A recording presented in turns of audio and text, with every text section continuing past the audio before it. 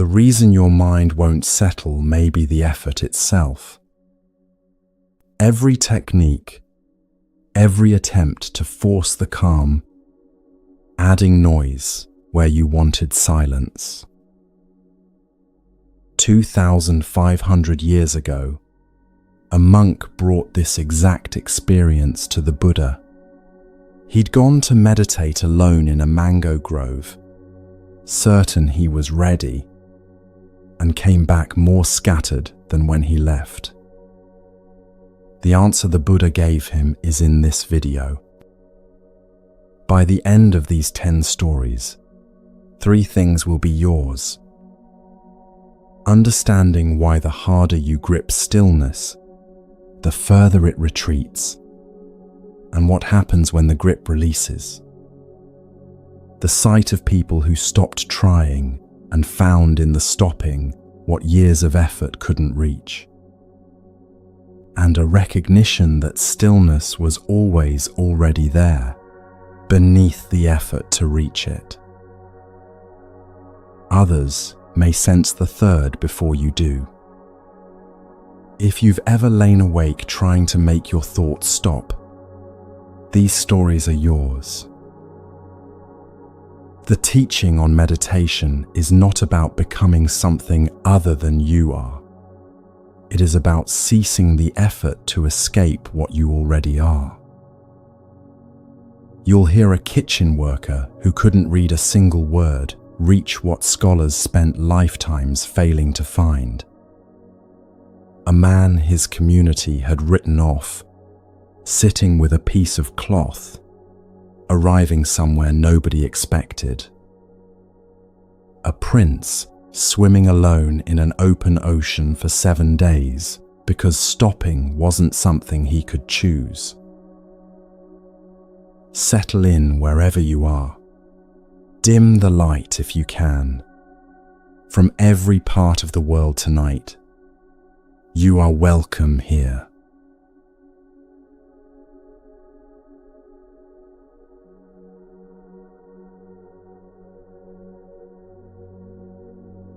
The first story is about a monk who found the most peaceful place he had ever seen, sat down to meditate, and couldn't stop thinking.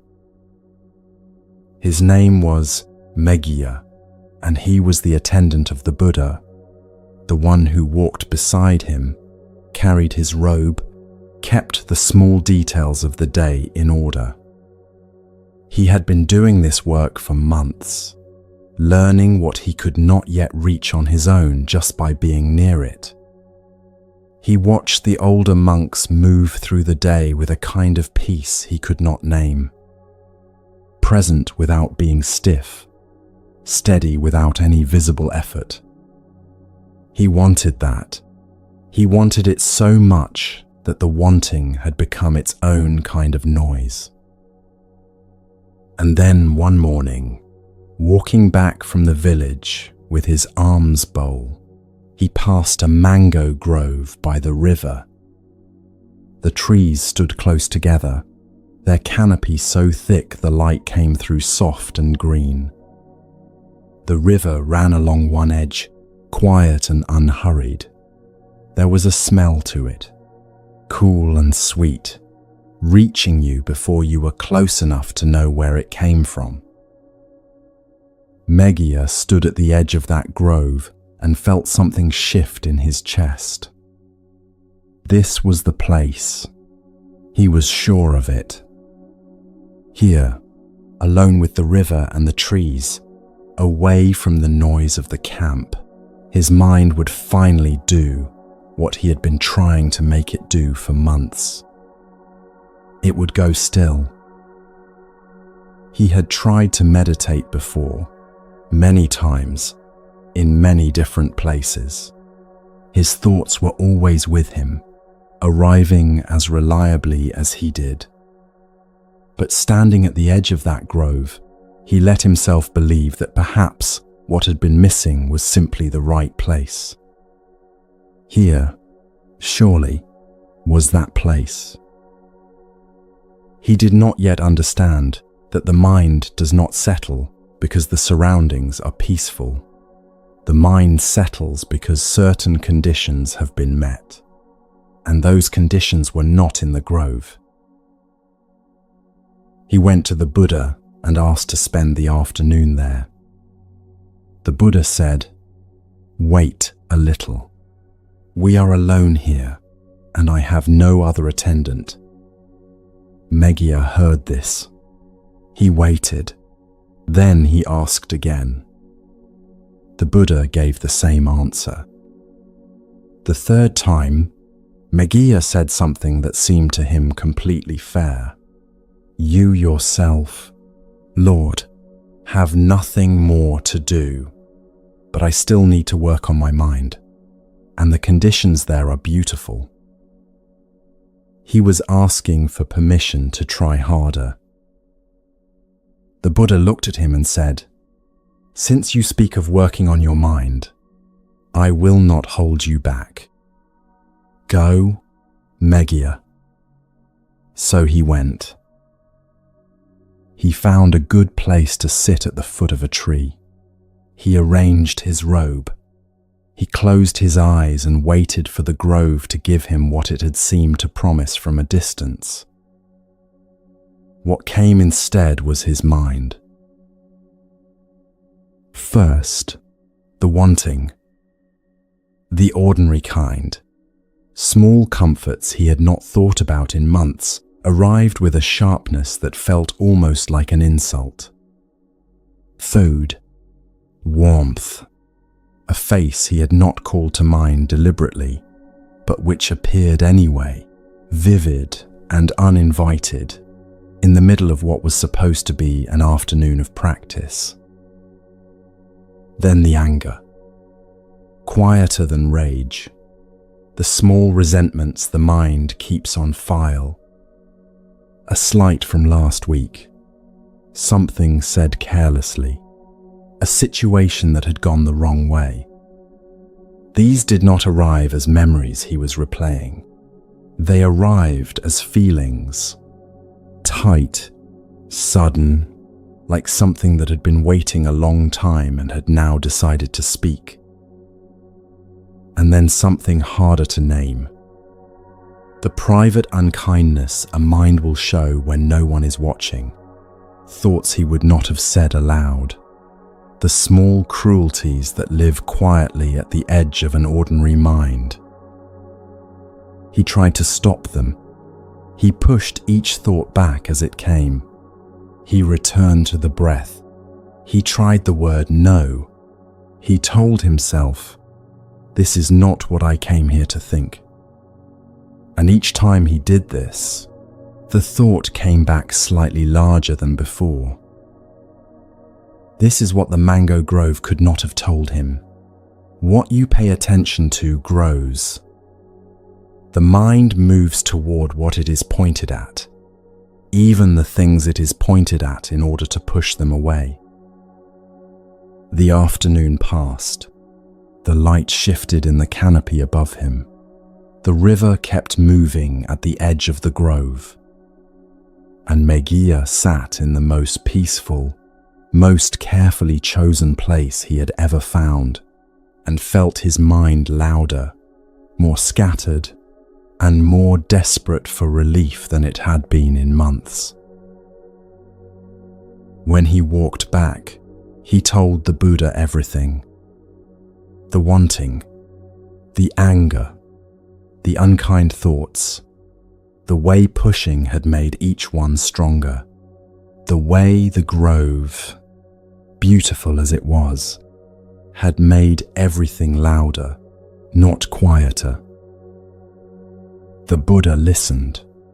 He was not disappointed.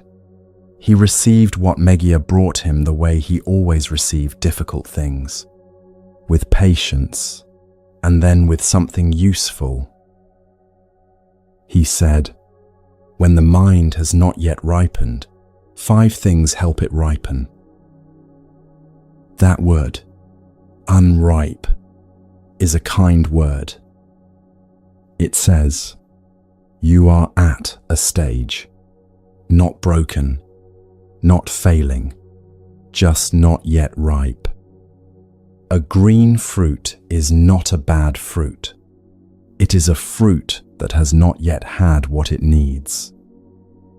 The noise in Megiya's mind was his mind asking, in the only way it knew how, for what it still needed. The 5 conditions are what it needed, and none of them could be found by sitting alone in a beautiful place and trying harder. The first condition is good friendship. Being near people whose steadiness helps you find your own. There is something you get from being near someone who has practiced for a long time that you cannot get from hearing about it. The way they hold disappointment, the way they listen when someone is speaking, the way they stay calm when things go wrong. You do not learn these things from hearing about them. You catch them the way you catch a habit from someone you spend a lot of time with. This is why friendship ripens the mind. When you are near someone whose mind is settled, something of their settledness gets into you. Their pace, their quality of attention, the way they hold their body when things are hard. You absorb it before you even notice. The practice travels from one person to another just by being near each other. Megiya had this. He had been walking beside it every single day, and he had walked away from it to sit alone in a grove. The second condition is ethics, the daily practice of paying attention to how you move through the world, how you speak to the people around you, what you take and what you give back, what you do when no one is watching. Ethics quiets the mind by giving it less to carry. When you live the day with some care, you arrive at the evening with a lighter mind, less unfinished business, less weight at the door of the practice. Everything unkind we have done in a day, every small dishonesty, every moment we chose what was easy over what was right, none of it disappears just because we sit down to be still. It surfaces. A person who has lived the day with some care arrives at stillness more easily. The silence is cleaner. Megiya had been living with care, but in his rush toward the grove, in the excitement of his own plan, he had stopped paying attention to how he was in the world around him. The third condition is wise conversation, talking with people about what really matters and listening when they do the same. The mind works through what it can speak. What we never say stays alive inside us, showing up as restlessness when we sit down to be quiet, looking for the attention it never got any other way. Megiya had been carrying something he had never said out loud. His frustration at watching others reach what he could not. He had not brought it to the one person most likely to help. He had gone to meditate it away instead. The fourth condition is effort, the right kind. Think of what happens when you try to fall asleep. The harder you try, the more awake you become. The effort itself is what keeps you awake. You cannot force sleep. You can only arrange the conditions and let sleep come. A restless mind is the same. Right effort means a patient return. You notice your attention has wandered, and you bring it back, gently, without blaming yourself for wandering, again and again, for as long as it takes, without war. Wrong effort fights what comes up. Right effort simply comes back to the practice. Apply your attention to what you are doing and let the thoughts do what they will. They will pass. They always do. The fifth condition is wisdom. not wisdom as something you know. Wisdom as something you see directly in your own experience. The knowing, felt in the body, not just held in the head, that everything which appears will also pass. A thought of wanting comes up. You watch it. It passes. A feeling of anger comes up. You watch it. It passes. You do not need to destroy what comes up. You only need to see it clearly. That is enough. This kind of seeing does not come from deciding to believe that things change. It comes from watching, from staying with a thought long enough to see that it is already different from a moment ago, that it has edges, that it moves. Many people who try to meditate and find it makes things worse are fighting. They just do not know they are fighting. They treat every thought that comes up as a sign that something is wrong. But nothing is wrong when thoughts arise. That is what minds do. What goes wrong is the war we declare on them. The fifth condition asks you to put down the war and simply look. The thought comes. You look. The thought passes. You look again. What you are watching for is not peace. You are watching for the movement itself. The movement that shows you, this passes. It was always going to pass.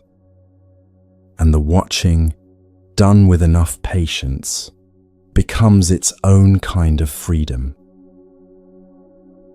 This is what Meghiya found when he brought his experience back to the Buddha and was simply heard. In that moment, something in him settled. The teacher did not try to make his experience go away. He received it, named it, and showed Meghiya what it needed. That too is watching. You meet what is there. You do not fight it. And something, slowly, begins to ripen. Meghiya had tried to start with the fifth condition. He had skipped the soil and tried to grow the fruit in mid-air. You may know this feeling. The evening you decided to meditate on willpower alone, with no settling, no preparation, and found yourself 30 minutes later more restless than when you started. The walk in nature that became an hour of replaying the same conversation you were trying to leave behind. The quiet room that made the thoughts louder. A restless mind goes noisiest when everything around it goes quiet. It was always this busy. You just could not hear it before. And the instinct that follows is always the same. Try harder. Find a better place. A better method. More determination. But the harder you try, the more you are practicing the trying, which is the last thing a restless mind needs. What actually helps is rarely more effort. More often it is a conversation with someone you trust, a day spent trying to treat people a little more kindly, an evening near someone whose peace you can rest in for a while. The conditions come first. The stillness follows. The mango grove was beautiful. There was nothing wrong with it. What it could not give Meghiya was what he had decided he no longer needed.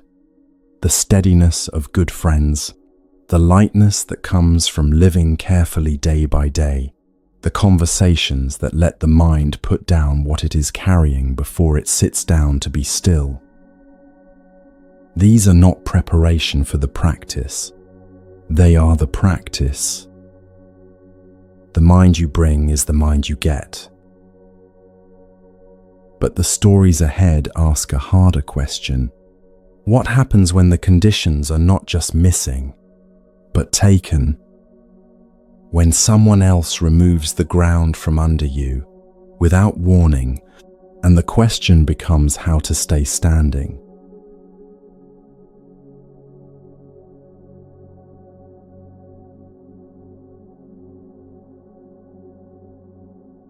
The ground can be taken in a single conversation.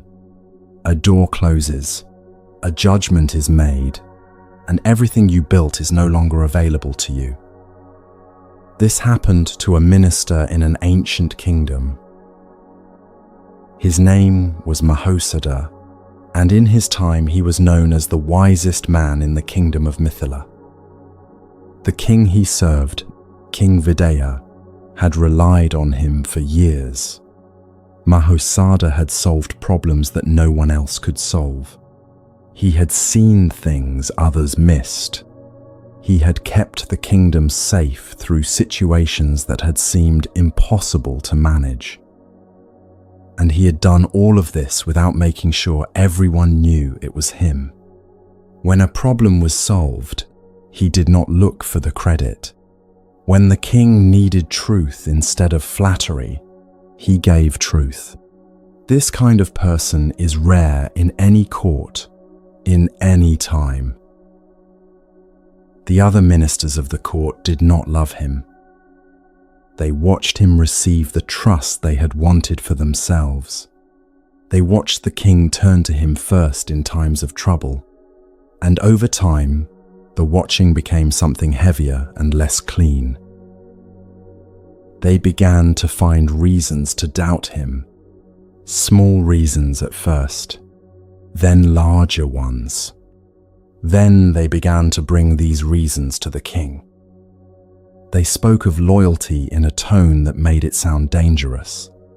They raised doubts that could not be answered because they had never been clearly stated. They asked questions that were really suggestions. This is how suspicion spreads in a court. It does not come as accusation. It comes as concern. And concern is very hard to argue with.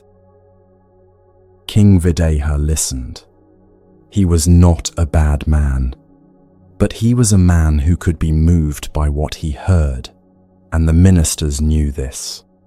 The whispering continued over weeks, then months. The king began to see his most trusted advisor through the lens that had been handed to him. The loyalty that had once seemed like devotion began to seem like strategy. The wisdom that had once seemed like a gift began to seem like a threat. One day, he called Mahosadha before him and told him to leave. He was to go from the capital. He was no longer welcome at court. He was given no reason, no chance to answer the accusations he did not know had been made. This is where the story turns. Mahosadha left. He did not argue. He did not demand to know who had spoken against him. He did not stand in the courtyard and make the king hear his side. He simply bowed, turned, and went. The people who loved him were confused. How could he go so quietly? How could he leave without a word of protest? They had expected something more. What they saw instead was a man walking away from everything he had built, with his hands open and his head level. Mahosadha settled in a village outside the capital.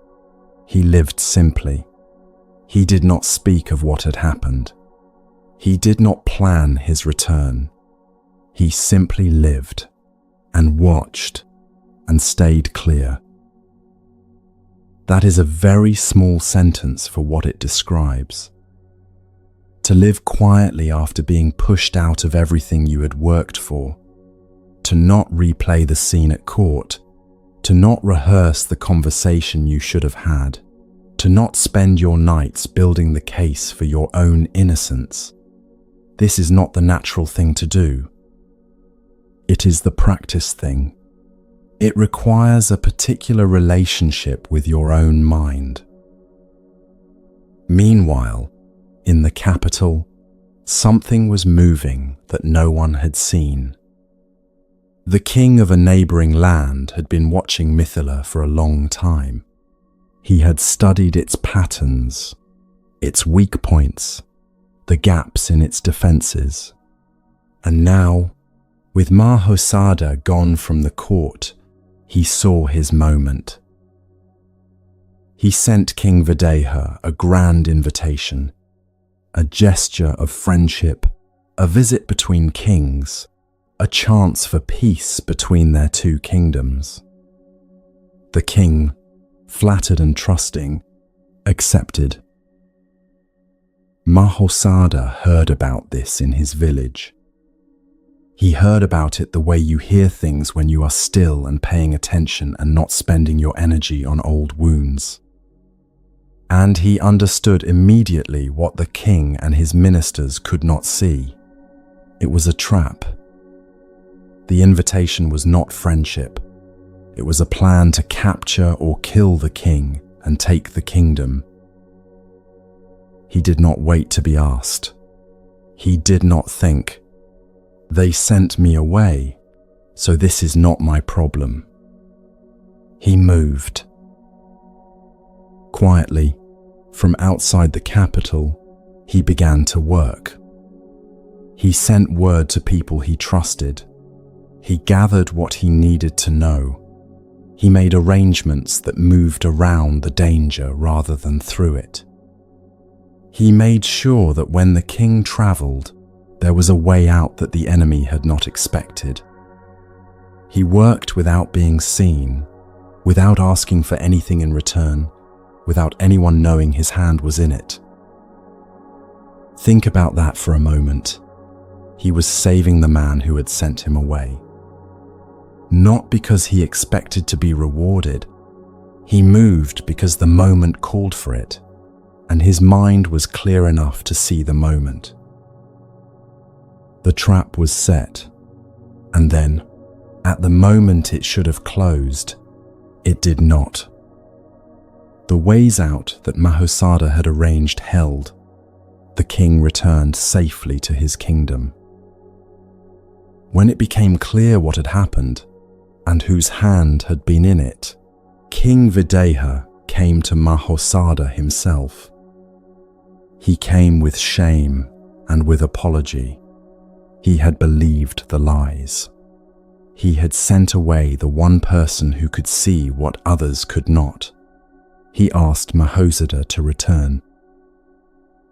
And then he asked the question that sits at the heart of this story. Why? Why had Mahosadha saved him? Why had he acted when the king had given him every reason to stay in his village and let the trap close? Mahosadha answered simply. "A mind full of hurt cannot see clearly," he said. "A mind that stays open can." Let us be careful about what this teaching is and is not. It is not the same as saying that everything happens for a reason. Buddhism does not teach that. Mahosadha did not believe the banishment was secretly good, or that some hidden plan had arranged it all to work out in the end. What he understood was something more practical. A mind gripped by anger or bitterness loses the ability to see what is actually there. Not because anger is bad, but because the mind has only so much room and anger fills it. Think of what anger does.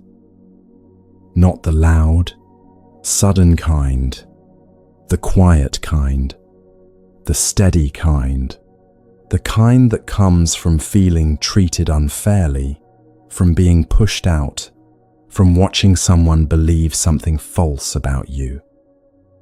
That anger is like a fog. It sits between you and whatever is in front of you. It keeps you in the event that hurt you, replaying it, pressing on it the way a tongue presses on a sore tooth. The fog narrows everything. The present moment gets small. Mahosadha did not press the sore tooth. He let the hurt be what it was, and he kept his mind free for what was in front of him. The word Buddhism uses for this is equanimity. It is often misunderstood as coldness or distance. Mahosadha was not cold. He loved the king. He cared about the kingdom. His equanimity was not distance. It was a different kind of care, one that kept his eyes open. Equanimity means keeping part of your mind free. The feeling is still there.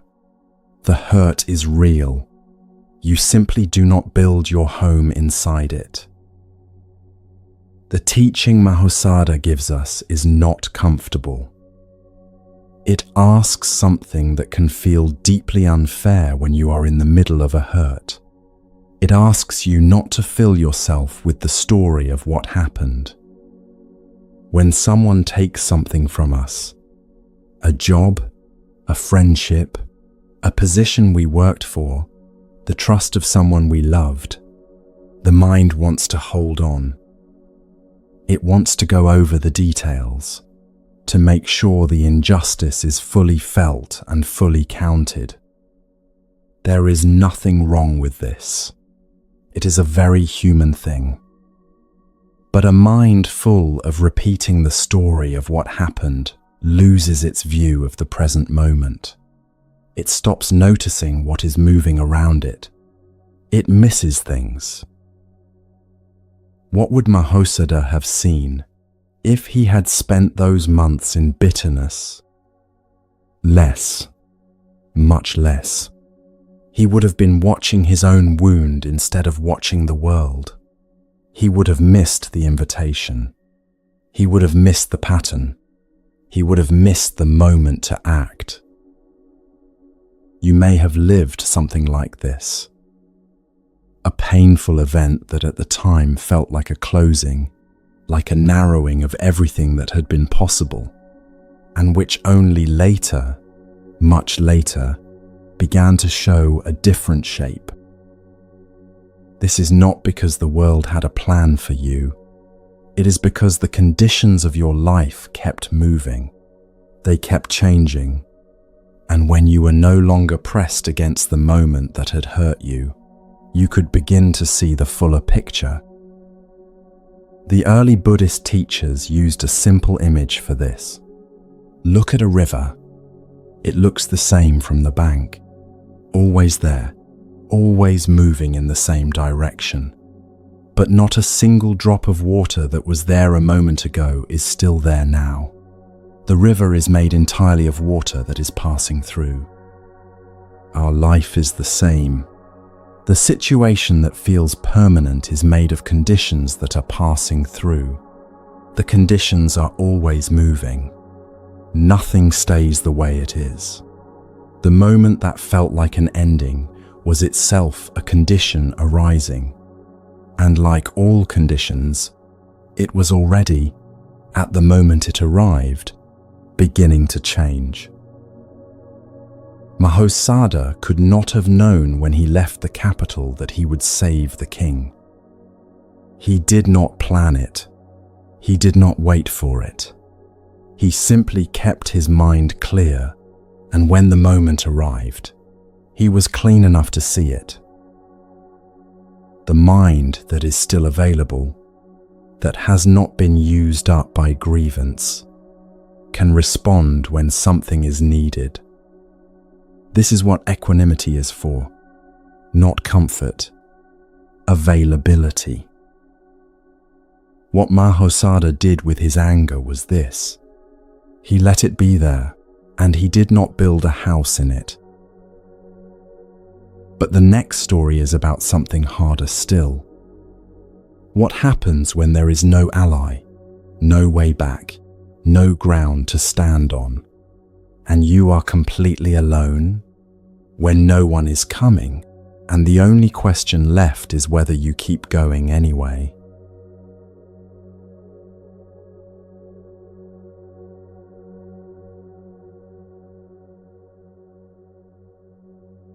Why are you swimming? The question came from the sea itself, or from what rose out of it. A presence at the surface, appearing in the way things appear when the mind has been pressed far enough that the usual boundary between the world and the self becomes thin. She looked at the man in the water. She saw what he saw: open ocean in every direction. No ship, no other survivors, no land, no light on any horizon, nothing to swim toward, and nothing to swim away from. There is no shore within sight, she said. There is no one coming for you. You have been in the water for 7 days. Why are you still swimming? The man's name was Mahosadha. This is his story. He had not always been in the ocean. He was the son of a king who had died too young, leaving behind a kingdom that had already moved on by the time the boy was old enough to understand what had happened. His uncle had moved quickly after the death. By the time Mahosadha was old enough to see the full shape of things, it had already been decided. The throne was not his. The court was not his. The life that should have been his was someone else's ordinary life, and had been for years. He had grown up with this knowledge as a kind of background sound, not a wound that bled openly, but something steadier and harder to put down. He knew what had been taken. He knew it was his. And somewhere in the years of growing up, without making a formal decision about it, he had decided that one day he would go and take it back. When he was old enough to act, he put together what little he had. Some money saved, a few trusted contacts from the old days when his father was alive, his father's name, which still meant something to people who remembered. He found passage on a merchant ship headed in the right direction. It was not a careful plan. He had no army and no political allies. He had a name, a direction, and the refusal to accept that the distance between him and what was his was permanent. The sea did not know about plans. 14 days into the voyage, a storm arrived. Not the brief kind that passes in an afternoon, the building kind, the kind that announces itself hours before it hits through a particular change in the light and the way the air suddenly goes still. The sailors knew what it meant. They worked through the night, doing everything that could be done. The ship held longer than it should have. Then the hull took water.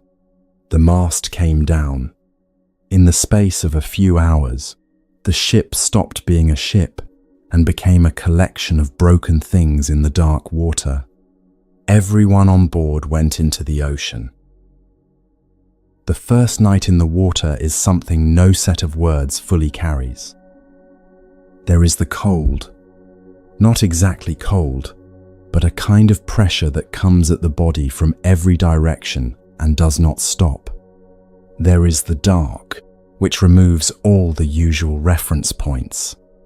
There is the awareness of what is below you, depth that has no floor you can picture, something vast and alive and entirely indifferent to your presence. And there is the awareness that arrives with its own weight, slowly and then completely, that you are a very small thing in a very large place. Mahosadha swam. He was not alone in the water at first. The other passengers had gone in with him, and in those first hours there were voices across the water, people calling to each other, checking, keeping track. There is something those voices do, even in a desperate situation. They say, "You are not the last person. Someone else is here. The dark is not only yours." One by one, the voices stopped. Some had swum until the body simply could not be asked to continue. Some had reached a point in the water where a decision was made, not spoken, just made, that this was as far as they were going. A few had been taken by what lives in the deep water of the open sea. By the second morning, the sky was grey and flat and enormous, and Mahosadha was the only voice left. There was no one to call to, no one to confirm that he was still there. He kept swimming. There is something that happens in the open ocean alone that does not happen in ordinary life. The mind runs out of distractions. In an ordinary day, the mind is always managing something. A task coming up, a conversation from yesterday being replayed, a worry being turned over to see if it has changed since the last time it was turned over. Out there, with nothing in any direction, there is nothing to manage. There is only the body and the water and the question of the next stroke. The mind, stripped of everything it usually keeps itself busy with, is left with just itself. This can be unbearable.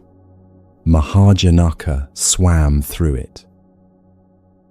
He picked a direction by the feel of the water and the position of the sun when it was visible, not because he knew this was the right direction, but because having a direction is better than having none. Purposeless movement tires a person faster than purposeful movement. Even when the purpose is a guess, it holds the body together. The second day hurt more than the first. The third hurt more than the second. Somewhere in there, the body finds a different mode. Not comfortable, not easy, but no longer in full argument with what is being asked of it.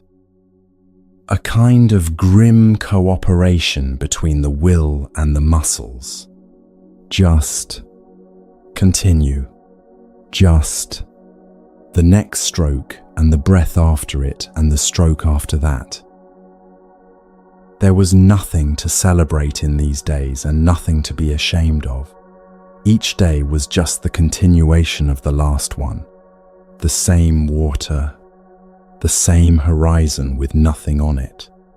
The same question of whether to continue, answered the same way each time, without drama, without inspiration, without anything that could be called a reason other than the simple fact that stopping had not yet been chosen. At night, with no sun to orient himself, he swam by the stars when they came through the clouds. They were a comfort, not because they told him where the shore was, but because they were familiar. He was still in a world he recognized, even if that world had reduced itself to water and darkness and the rhythm of his own arms. He did not swim toward anything specific. There was nothing to swim toward. He swam because stopping was a kind of choice, and he was not ready to make it. He swam the way a person breathes, not because they have sat down and decided to stay alive, but because the body and the will have not yet come to any other agreement. By the seventh day, something quieter had settled in. The body's argument against continuing had been made fully and refused fully enough times that there was nothing left to argue. The mind had run every version of the calculation and come back to the same place each time. What remained was not heroic. It was quieter than heroic. Just the next arm, and the breath, and the one after that. It was on the 7th day that she appeared. She came up from the water, or seemed to. By that point, the line between what was outside Mahosadha and what was inside him had become difficult to trace. But the question was clear. Why are you swimming? She was not unkind. She was curious in the way a very ancient mind is curious when it witnesses something it did not expect. She had watched human beings go into the ocean before. She knew how these situations tended to end. This man had been in the water for 7 days. He was still moving. There is no shore within sight, she said. No ship is coming. No one knows you are here. What is your reason for continuing? Mahosadha stopped moving for a moment. Not from doubt. He paused the way a person pauses before saying something that deserves to be said without rushing. The duty of those who are skilled, he said, is to make their full effort. That part belongs to me. Whether I reach the shore, that is not mine to decide. He started swimming again. It is worth staying with what he did not say. He did not say, I will reach the shore because I have worked hard enough for it. He made no claim about what the ocean owed him for 7 days in the water. He asked for no guarantee. He described 2 separate things, his effort and the outcome. His effort was his. The outcome was not. This is a very old and very precise idea in Buddhist teaching. Right effort, one of the 8 parts of the path the Buddha described, does not say that effort guarantees results. It says that effort is what lies within our power, and that bringing full effort to what is in front of us, without holding part of ourselves in reserve for a negotiation about whether it is worth it, is itself the practice, not the means to the practice. The practice. We tend to confuse effort and outcome. We measure the value of our effort by the result it produces. A good result. The effort was worth it. A poor result. The effort failed. This sounds reasonable, but it means our effort is never quite free. It is always attached to the outcome, always quietly asking, is this going to work? Is this worth everything I have? And when the answer is uncertain, we hold something back. Mahosadha's answer removes the condition. The effort and the result are 2 separate things. The effort belongs to you. The result belongs to the conditions. The web of causes moving around and through what you are doing, causes you did not start and cannot finish and do not control. Seeing this distinction clearly is what makes it possible to give your effort completely, without reservation, without requiring a guarantee before you commit. Buddhism names the holding back, the conditional effort, the self kept in reserve, as one of the ways suffering maintains its grip. We are half in until we know the result will be good, which means we are never fully in, which means we never discover what full presence might have made possible. The half in life is its own kind of loss. The people hearing this tonight have felt this moment. The moment when the outcome is completely uncertain and the question is whether to give everything anyway. Mahosadha's answer does not make the uncertainty go away. He is still in the ocean when he says it. The uncertainty is exactly as large as it was before. What he offers is not a removal of uncertainty. It is a different relationship to it. Bring everything, because it is yours to bring. You may know this from somewhere much closer than an open ocean. The effort you keep making in a direction where results are very slow to arrive. The care you keep bringing to something, a person, a practice, a version of yourself that does not seem to be improving in ways you can point to. The recovery you show up for each morning, even on the mornings when showing up feels like a performance of something you are no longer sure you believe. The relationship you keep tending to, even when the tending does not seem to reach the other person. The practice you return to, sitting down, trying to be still, even on the days when the stillness does not come. In all of these, the mind eventually asks the question the goddess asked. Why are you still doing this?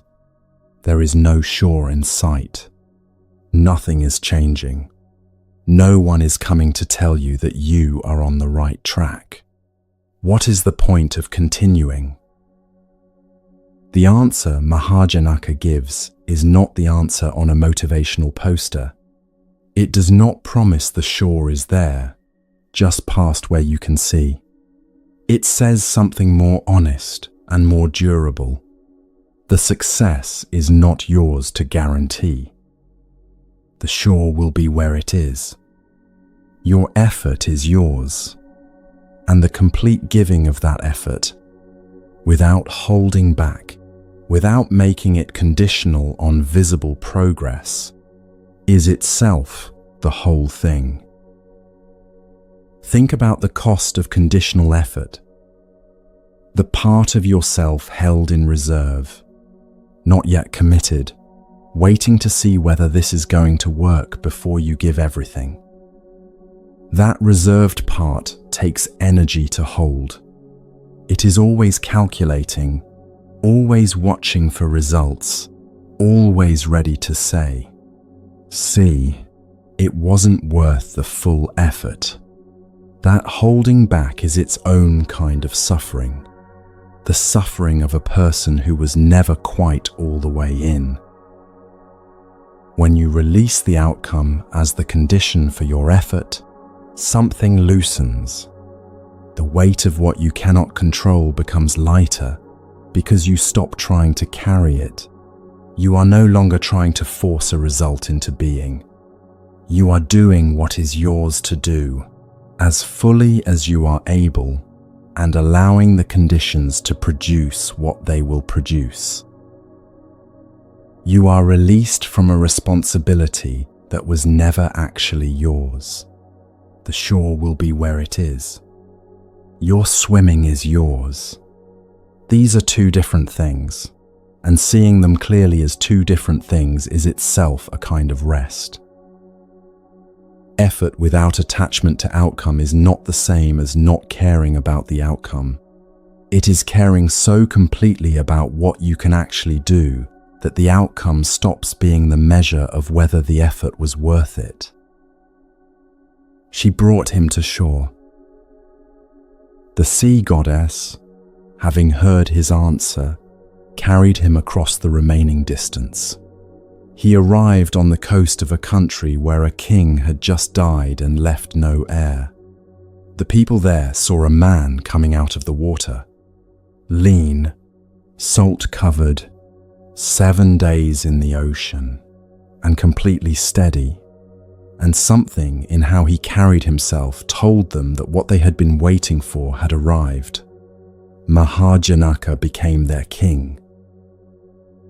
The story does not offer this rescue as a reward for the effort. It does not say, because he swam with the right attitude, the goddess was required to save him. The story says the conditions continued moving. They moved in a direction no one had predicted when the storm hit 14 days into the voyage. Mahosadha's 7 days was one condition. The death of that distant king was another.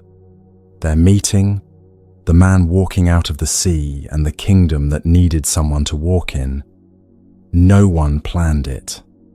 It simply arose from what had already been set in motion, moving the way conditions move, not according to anyone's design, but according to what was already there. The shore was always there. He had not known where it was. He had only known what he could do. Mahosadha had something, a claim, a name, a direction he could call a reason, even when the reason was invisible. He was a prince. He had enough to explain the effort to anyone who asked. The next story belongs to someone who had nothing to work toward and found what all the people working hard around him could not.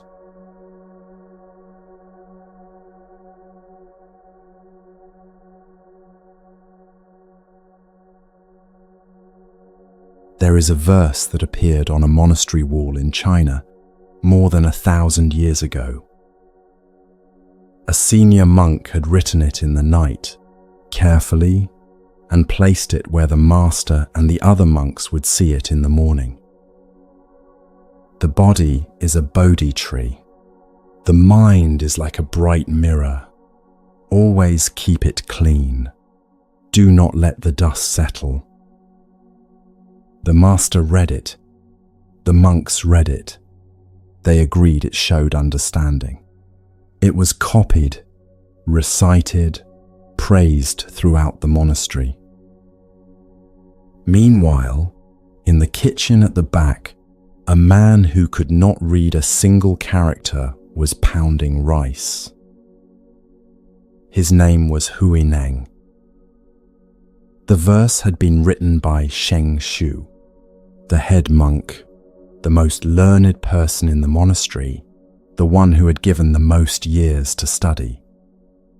When the fifth patriarch, the master, Hongren, had announced that he would transmit the robe and the bowl to whoever demonstrated genuine understanding through a verse, everyone in the monastery knew it would be Sheng Shu. He was the obvious person. He had worked harder than anyone, understood the texts more deeply than anyone, sat longer, studied longer, and practiced with more dedication than any monk in that place.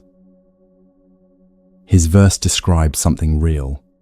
The mind does accumulate things, old reactions, habitual patterns, the residue of everything that has passed through it. Without attention, these settle and harden and begin to shape the way you see everything. Sheng Shu understood this. His practice was to stay watchful, to keep returning, to wipe the mirror clean each time the dust appeared. The verse expressed what he had practiced for years. It was careful, precise, and deeply sincere. The master read it and did not transmit the robe and the bowl. Huineng had come to the monastery not to study but to work. He had grown up poor, selling firewood to support his mother, with no schooling and no access to the texts. One day, he heard a line from a Buddhist teaching, someone reciting it in the street, and something in him opened. He did not know what it meant. He found his way to the monastery and told the master he wanted to understand. The master looked at him and said, "Go pound rice in the kitchen." He did not give Huineng a text to study. He did not seat him in the meditation hall. He sent him to the kitchen. Huineng went, and the days passed, and the months passed, and he pounded rice. He was not practicing in the way the other monks were practicing. He was just working. When he heard that a verse had appeared on the wall, he asked someone to read it to him. He listened. He stayed with it for a while. Then he asked to be taken to the wall, and he composed a response and asked someone to write it for him because he could not write. What he had to say was this: Bodhi has no tree. The mirror has no stand. From the very beginning, not one thing exists. Where would the dust settle? When the master saw this verse on the wall, he called the monks together. He told them publicly that it showed no understanding. He had it wiped away. That night, he went alone to the kitchen. He transmitted the robe and the bowl, the symbols of the lineage, the sign that one person's understanding had passed to the next, to Huineng, and he told him to leave before morning, before anyone woke. Huineng left in the dark. These two verses have been studied for over 1,000 years, not as historical curiosity, but as a living teaching, still asking something of the person who hears them. Sheng Xu's verse is not wrong. It describes something true. The mind does collect things, thoughts that arrive and stay longer than they should, reactions that calcify into habits, patterns laid down long ago that still shape what you see today. Sheng Xu's practice was to tend to this, to keep returning to the present moment, to notice when the mind had drifted, to clean what had gathered. This is real, honest, sincere practice, and it is exhausting. Because the dust never stops coming. You wipe, and the mind gets dusty again. And underneath the wiping, always, a quiet anxiety. Am I doing this well enough? Is the mirror cleaner than it was? How much dust today compared to yesterday? The practice becomes a kind of maintenance work with no end, a war of attention against everything the mind produces. Huineng's verse points somewhere else entirely. He does not offer a better cleaning technique. He points at the assumption underneath Sheng Xu's practice and says, there is no mirror stand. There is no original surface that can be dirtied. From the very beginning, there has not been a single fixed thing that needs to be protected from dust. The word Bodhi means awakening.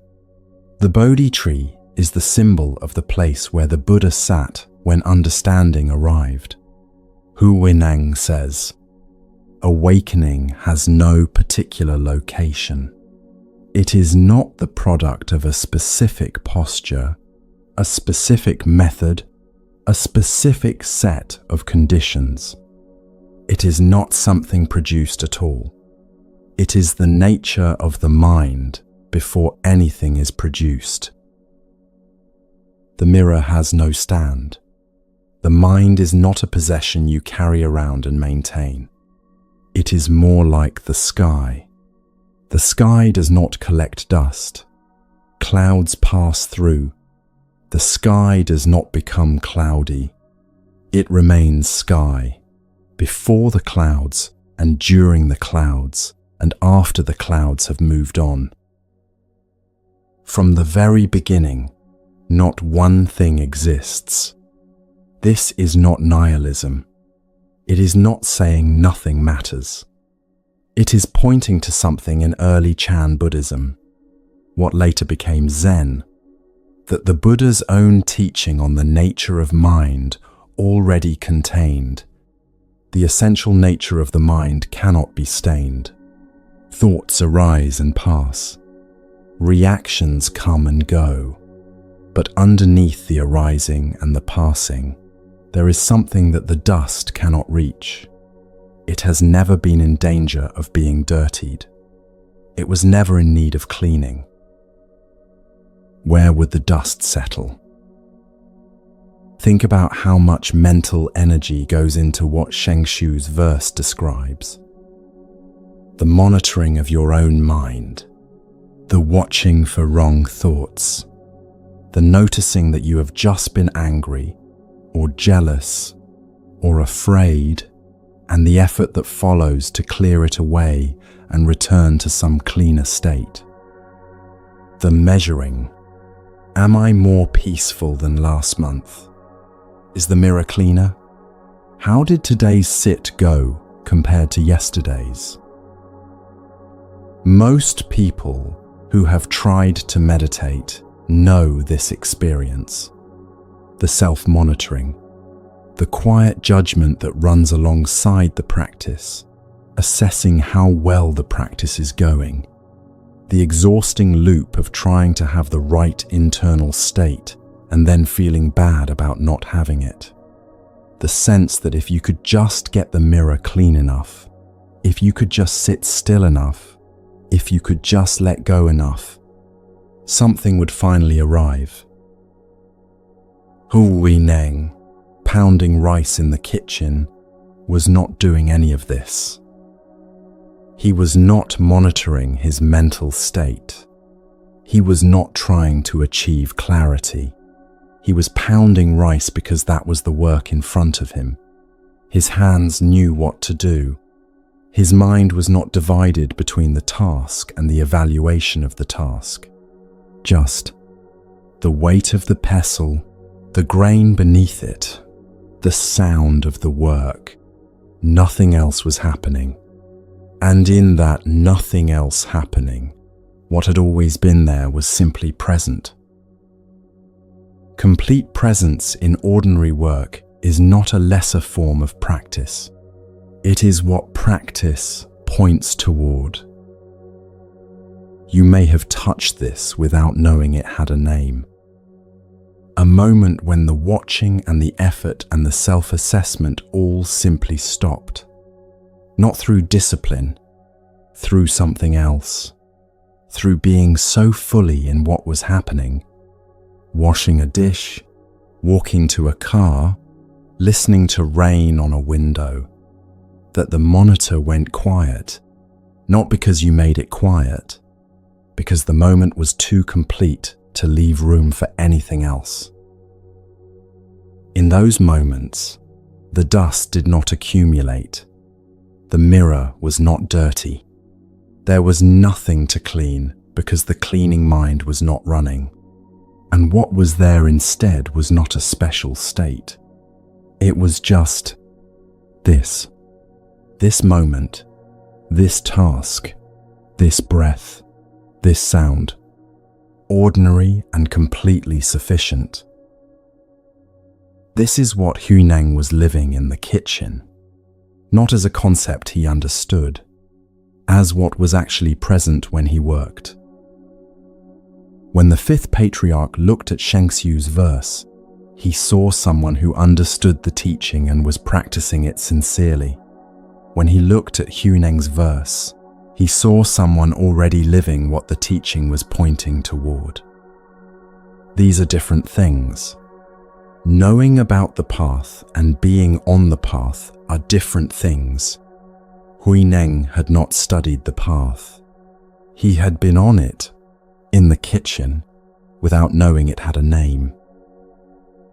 This teaching can feel uncomfortable for anyone who has worked hard at their practice. It can sound like, all your effort has been wasted. That is not what it says. What it says is more precise. Effort that comes from believing the mirror needs constant cleaning is effort spent against itself. The mind's essential nature does not need to be fixed. It needs to be recognized. And the recognition does not come through more effort. It comes when the effort to reach it is set down long enough to see what was always already there. Sitting down to meditate is not wrong. The practice is not wrong. What changes is what you think you are doing when you sit. You are not manufacturing stillness. You are not producing peace through effort. You are creating the conditions in which something that was always there can be noticed. Meditation is not the activity of cleaning the mind. It is the activity of stopping the cleaning long enough to see what is underneath it. And the stopping can happen anywhere. In a kitchen, in a moment of complete attention to something ordinary, in a breath taken fully, with nothing held back and nothing reached for, in the doing of any simple thing without the part of the mind that stands to the side, watching, measuring how it is going. The stories in this night have been pointing here from the beginning. Megya tried hard to meditate alone and couldn't, because effort without the right conditions cannot force what cannot be forced. Mahosadha did not fill his mind with grievance, and the mind that stayed empty could see. Mahajanaka gave everything to his effort and released the outcome, because the effort and the result have always been two different things. And Huineng, who was given nothing to work with and asked nothing of himself except to pound the rice, arrived at what all the studying and all the effort and all the careful mirror wiping could not reach. The harder you try to hold the stillness, the more it moves away from you. Let the hands do their work. Let the mind be the sky. The next story belongs to a being who had never encountered something his power could not move, until the night he came home to find one.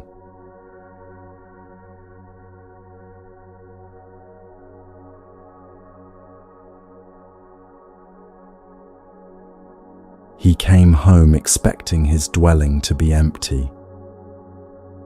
It was not. Ahavaka was not the kind of being who encountered surprises. He was the kind of being who created them in others. For as long as anyone in the surrounding region could remember, his territory had been understood the way certain stretches of wilderness are understood, not as somewhere you go, but as somewhere you do not. He had an arrangement with the local king that had begun with criminals and had expanded. Over time, as such arrangements always expand, until it reached people who had done nothing at all except be available. A yaksha, in the understanding of that world, was not simply dangerous the way a wild animal is dangerous. A yaksha was dangerous the way a storm is dangerous, not because it chose you, but because you were in its path, and it made no distinctions. Avaka had lived this way for a long time. He had no reason to expect anything different from this night. But there was someone in his dwelling, a monk, sitting quietly in the dark, not fleeing, not apologizing, not startled, simply sitting. Vaka commanded him to leave. The monk stood, walked out, and stood quietly at the threshold. So Ajavaka commanded him to enter. The monk entered, returned to the same spot, resumed the same stillness, as if he had never moved at all. Leave. The monk left. Enter. The monk entered. Leave. Enter.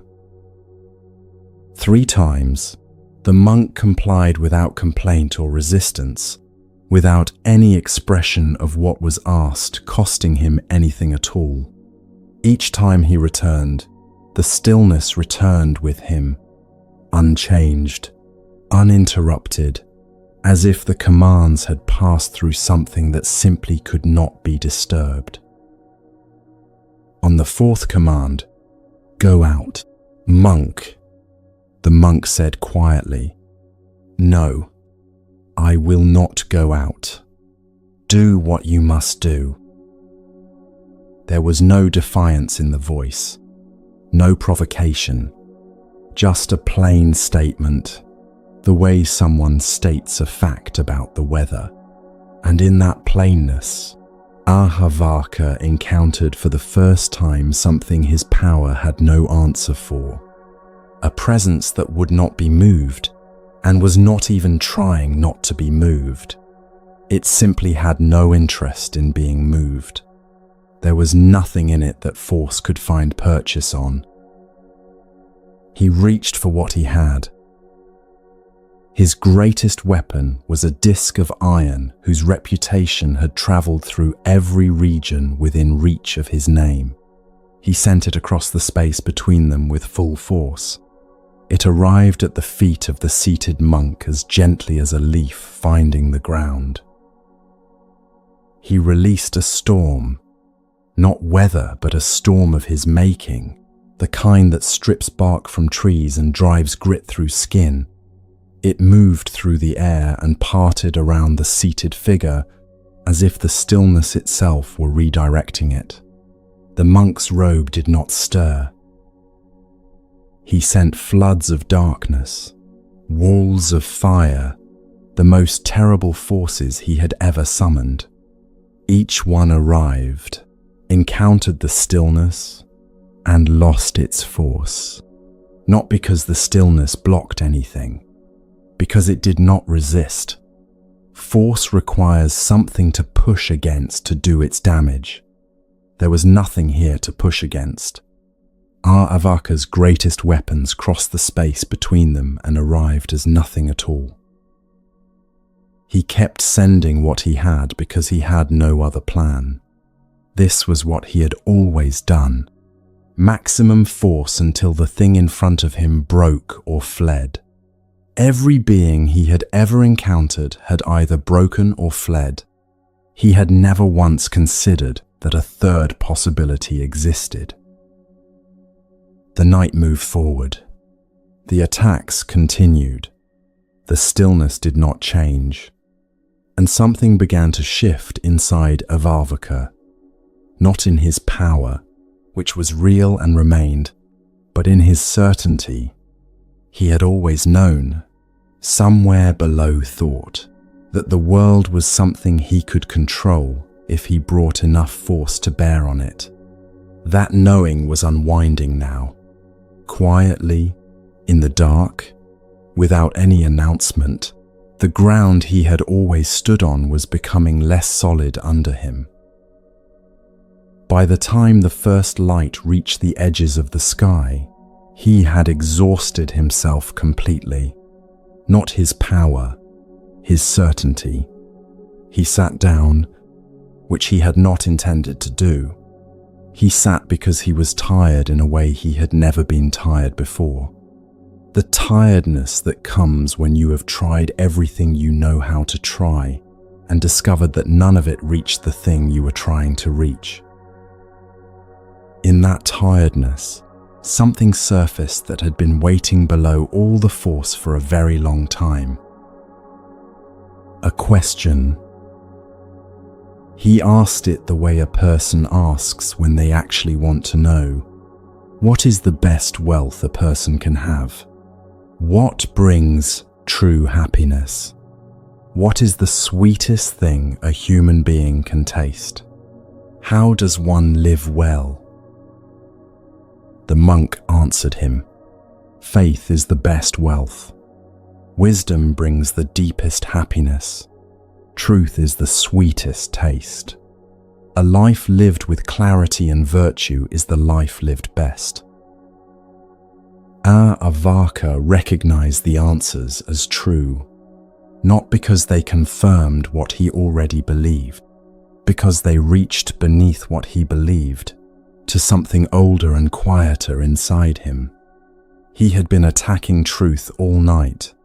Truth had not moved.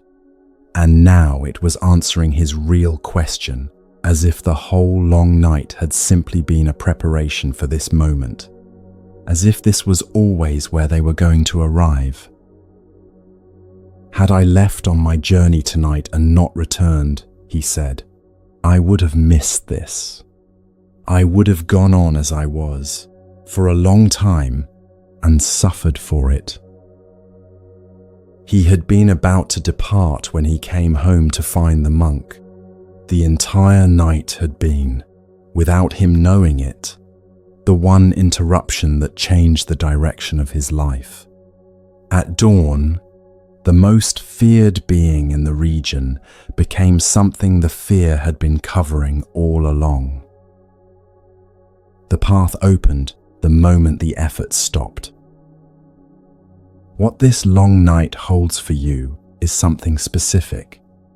You cannot fight what will not fight back. Force is only as effective as the resistance it encounters. When there is nothing to push against, force travels through empty space and arrives nowhere. Ahavaka's weapons were real. His power was real. None of it was sufficient.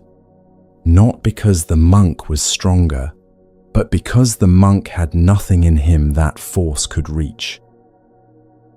The thoughts you fight in the night work the same way. The anxiety you try to argue down, the grief you try to outthink, the feeling you have been working to suppress for longer than you can remember, these do not weaken under force. They are fed by it.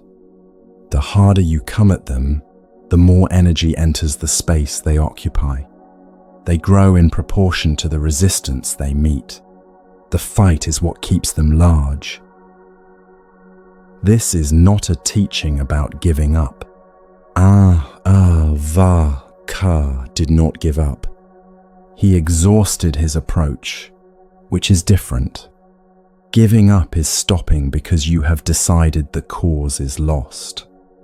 What Ahavaka reached was something else. The genuine end of the tools he had been relying on. The moment when the certainty that more force would eventually work had burned through completely, and what remained in its place was only honesty. What do I actually need to know? What is actually true?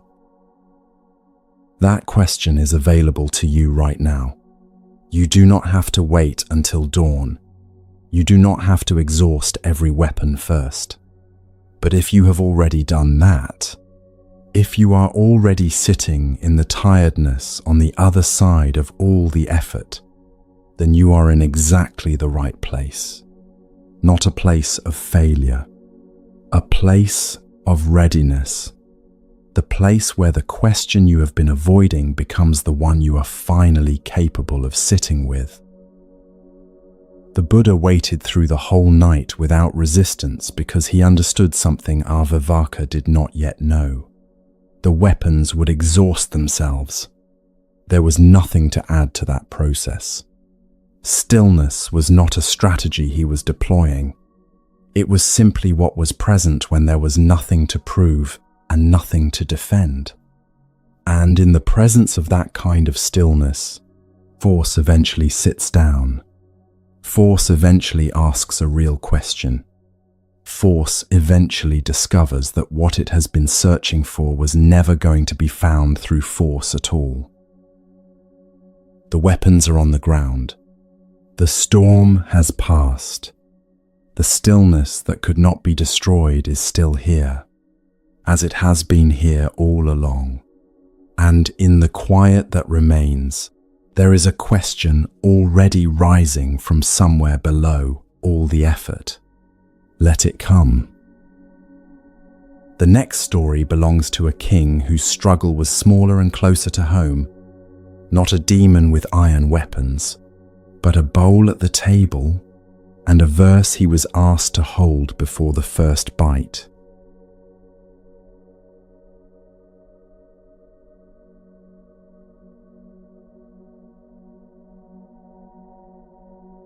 He arrived out of breath. The king of Kosala, a man with armies and treasury and the power to summon any person in his kingdom with a word, arrived at the Buddha's dwelling out of breath and asked to sit down before he said anything. The Buddha gestured to a seat. The king lowered himself into it heavily, slowly, with the careful deliberateness of a very large person managing a very tired body. King Pasenadi of Kosala was one of the Buddha's oldest students. Not in age, but in duration. He had been coming to sit with the Buddha for years. He was a sincere man, genuinely interested in the teaching, generous to the monks, trying in his own way to live a good life. He also ate too much.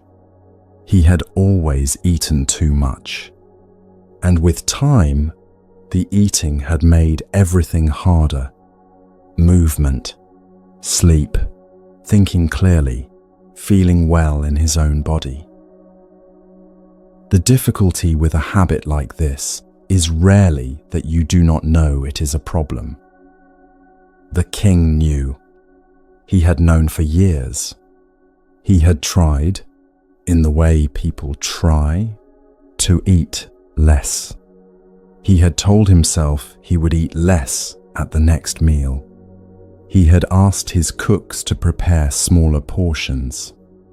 He had thought about it at length, and the thinking had not reached the part of him where the eating happened. At every meal, something occurred between his intention and his action that the intention lost. He would sit down, meaning to eat less. The food would arrive. The smell of it, the warmth of it, the pleasure of the first bite, and then time would pass. And at the end of the meal, he would realize he had eaten everything in front of him again. Not because he had chosen to, because the choosing had not been there at the moment it was needed. This is not weakness. This is how habits work. A habit is a behavior that has been repeated so many times that it no longer needs a decision to run. The choosing happened once, or 100 times, and then the pattern was laid down, and after that, the pattern simply ran. The king was not choosing to overeat. He was not even quite eating in the way that a conscious person eats. Something was eating, and he was there, watching. He sat down in front of the Buddha, and the tiredness in his body was visible. Not just the tiredness of the walk, the older tiredness, the kind that settles into a person who has been carrying something for a long time and cannot figure out how to put it down. The Buddha did not say, "You should eat less." He did not explain the harm of overeating. He did not offer a list of practices to follow or disciplines to adopt.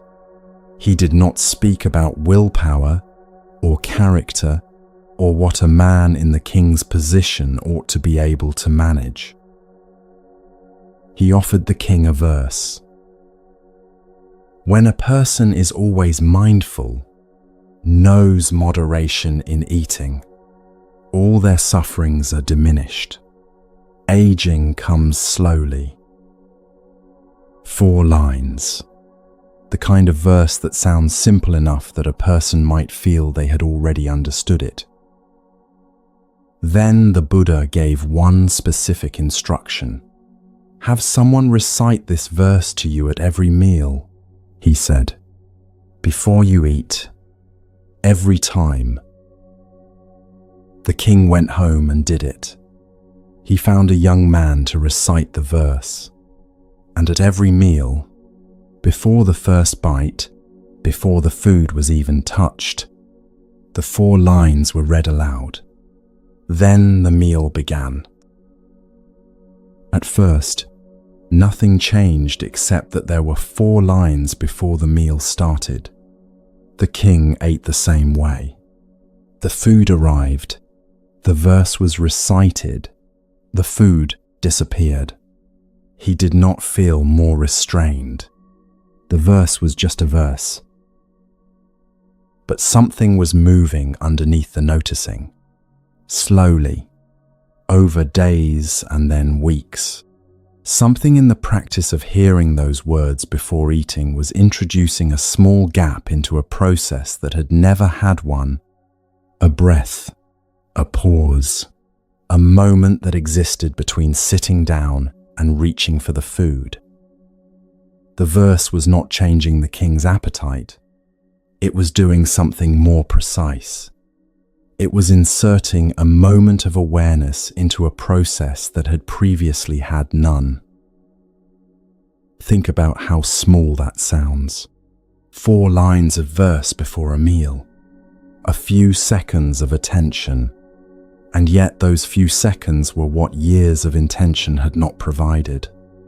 They were the gap. The breath between the condition and the response.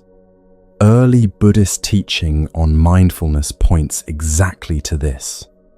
Not a special mental state, not an altered experience, but the simple act of noticing what is present before reacting to it. The verse was doing this work, quietly, 1 meal at a time. In that gap, something small began to shift. Not dramatically, not through resolution, just a little less, then a little less again. The body's relationship with the meal was changing, not because the king had decided to change it, but because something had been placed between the impulse and the action. After some time, the king came back to the Buddha. He was lighter. He moved differently. He sat down without the same heaviness. He told the Buddha, "The verse has cured me." The Buddha smiled. What the verse cured is worth staying with. The king did not need more information. He already knew that overeating was doing him harm. He had known for years. Information was not what was missing. What was missing was something much smaller and much harder to provide.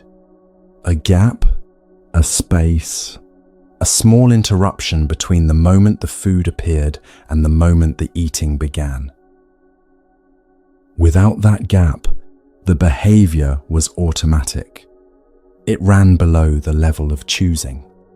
The king could genuinely intend to eat less and still find at the end of each meal that the intention had made no difference, because the intention was never present at the moment it was needed. The moment it was needed was the first bite, the second, the third, and at those moments, the intention was gone and the habit was running. The verse interrupted the habit. Not by being persuasive, not by containing wisdom the king did not already have, by existing as a pause. 4 lines of verse before every meal created what all the king's intentions had failed to create, the space in which choosing was possible. When you are inside a habit, you do not feel like you are choosing. You feel like you are being moved. Something begins and you follow it, and somewhere in the following the decision was already made and you were not asked. The question this story raises is, where is the place to intervene? Not in the middle of the meal, when the food is already being eaten. Not before the meal, in an abstract commitment that dissolves on contact with the actual situation. At the threshold. At the moment between sitting down and beginning, that is where the verse lived. This is what mindfulness means in practice. Not a state of calm, not an achievement. Mindfulness is the moment of noticing that exists between impulse and action. The moment you see what you are about to do before you have already done it. It is very brief. and it is where every choice actually lives. When the gap is not there, there is no choice. There is just behavior. Afterward, you may feel regret or confusion about how it happened again, but the moment for a different choice was never available, or was available for too short a time to be used. When the gap is there, even a small one, even just 4 lines of verse, something becomes possible that was not possible before. You arrive at the threshold awake. And at the threshold, awake, the choice is genuinely yours. Most of the pain around difficult habits comes from meeting them in the middle, after the behavior is already in motion, when stopping it requires a kind of effort that is very hard to sustain. The verse moved the meeting point. Instead of encountering the eating mid-meal, the king was beginning to encounter it at the edge, in the small, clear space before it began. At the edge, the effort is much smaller. A quiet word can do what a shout in the middle cannot. The Buddha did not give the king willpower. He gave the king a pause. And the pause, over time, gave the king back to himself. You may recognize this from somewhere in your own life. There is something you do that you do not want to do. Maybe it is eating the way the king ate. Maybe it is reaching for a phone at the moment a difficult feeling arrives.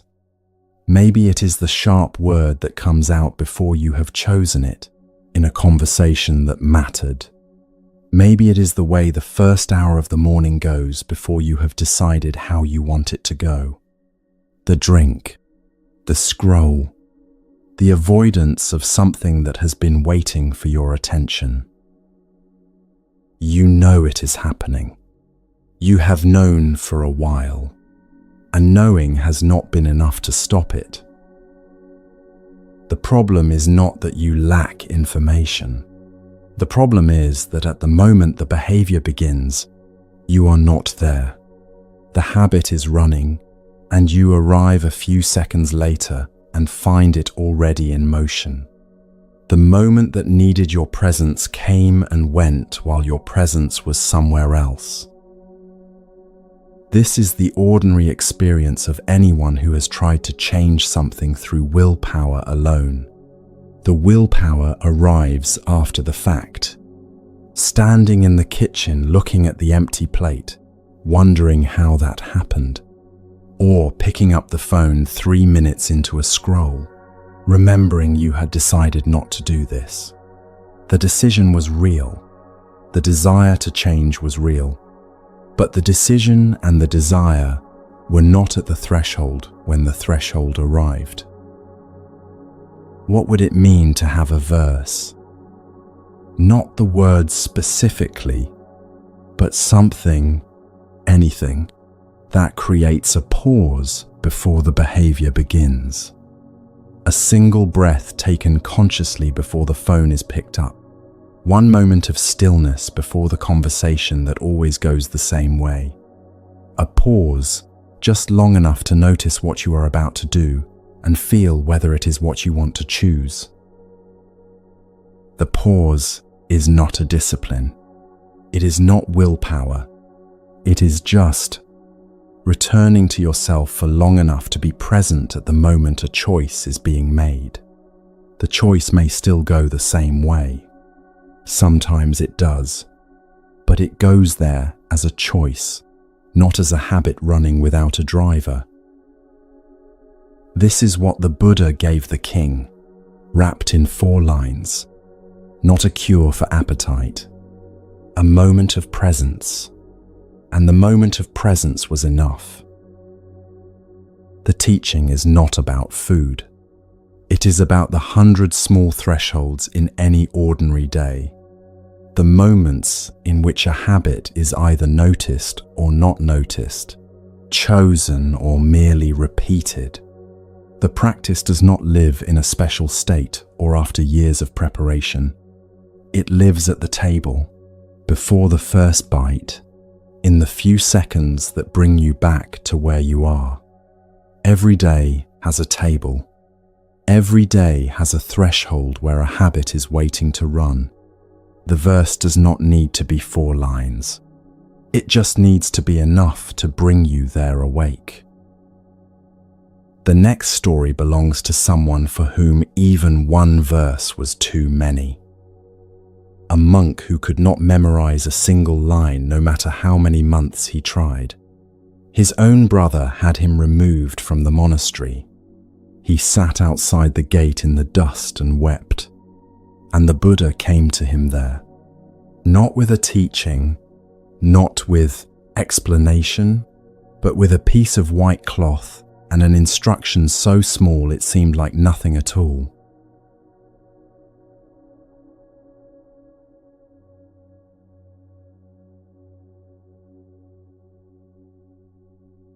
"I don't hate her," he said to his parents.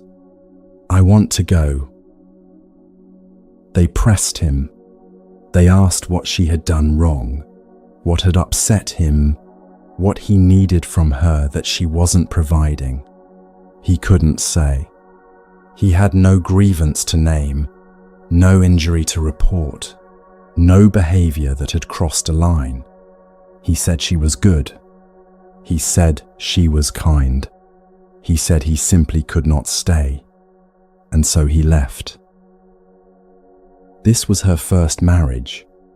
She had been in it for 1 month. Isidazi came from a good family in the city of Ujjaini. She had been raised with care, taught how to keep a household, how to treat the people in it with genuine respect, how to give without keeping account of what was given. She was not performing goodness. That is important to understand about her. She was not calculating how to appear to the people around her. It was simply how she moved through the world.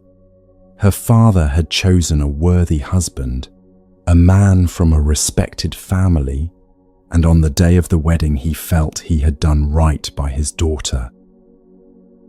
In the first month, Isidasi woke before her husband every morning. She washed his feet. She set out his sandals. She prepared his food and brought it to him without being asked. She cared for his parents as if they were her own, treated his mother the way you treat your own mother, his father with the same deference. When guests came to the house, she saw to their comfort before they thought to ask. She kept the household clean and in order. She did not complain. She was not waiting to be thanked. She was not performing any of it for recognition, not building towards some reward she expected in return. She was doing what she believed a person of her position should do, because she genuinely believed in doing it. After a month, her husband went to his parents. He told them he wanted to leave. His parents were bewildered. They asked what she had said to him. He said she had said nothing wrong. They asked if she had failed some duty. He said she had not. They told him she was good and virtuous and that he should stay. He said he could not. He had tried to explain the feeling, and the feeling had no words that he could find. He wanted to go. He went. Isidasi returned to her father's house. Her father loved her and did not want to see her undone by one failure. He found another household, another man of good standing, and gave his daughter another chance at the life he had hoped for her. The second marriage lasted 1 week. The second husband said the same things as the first.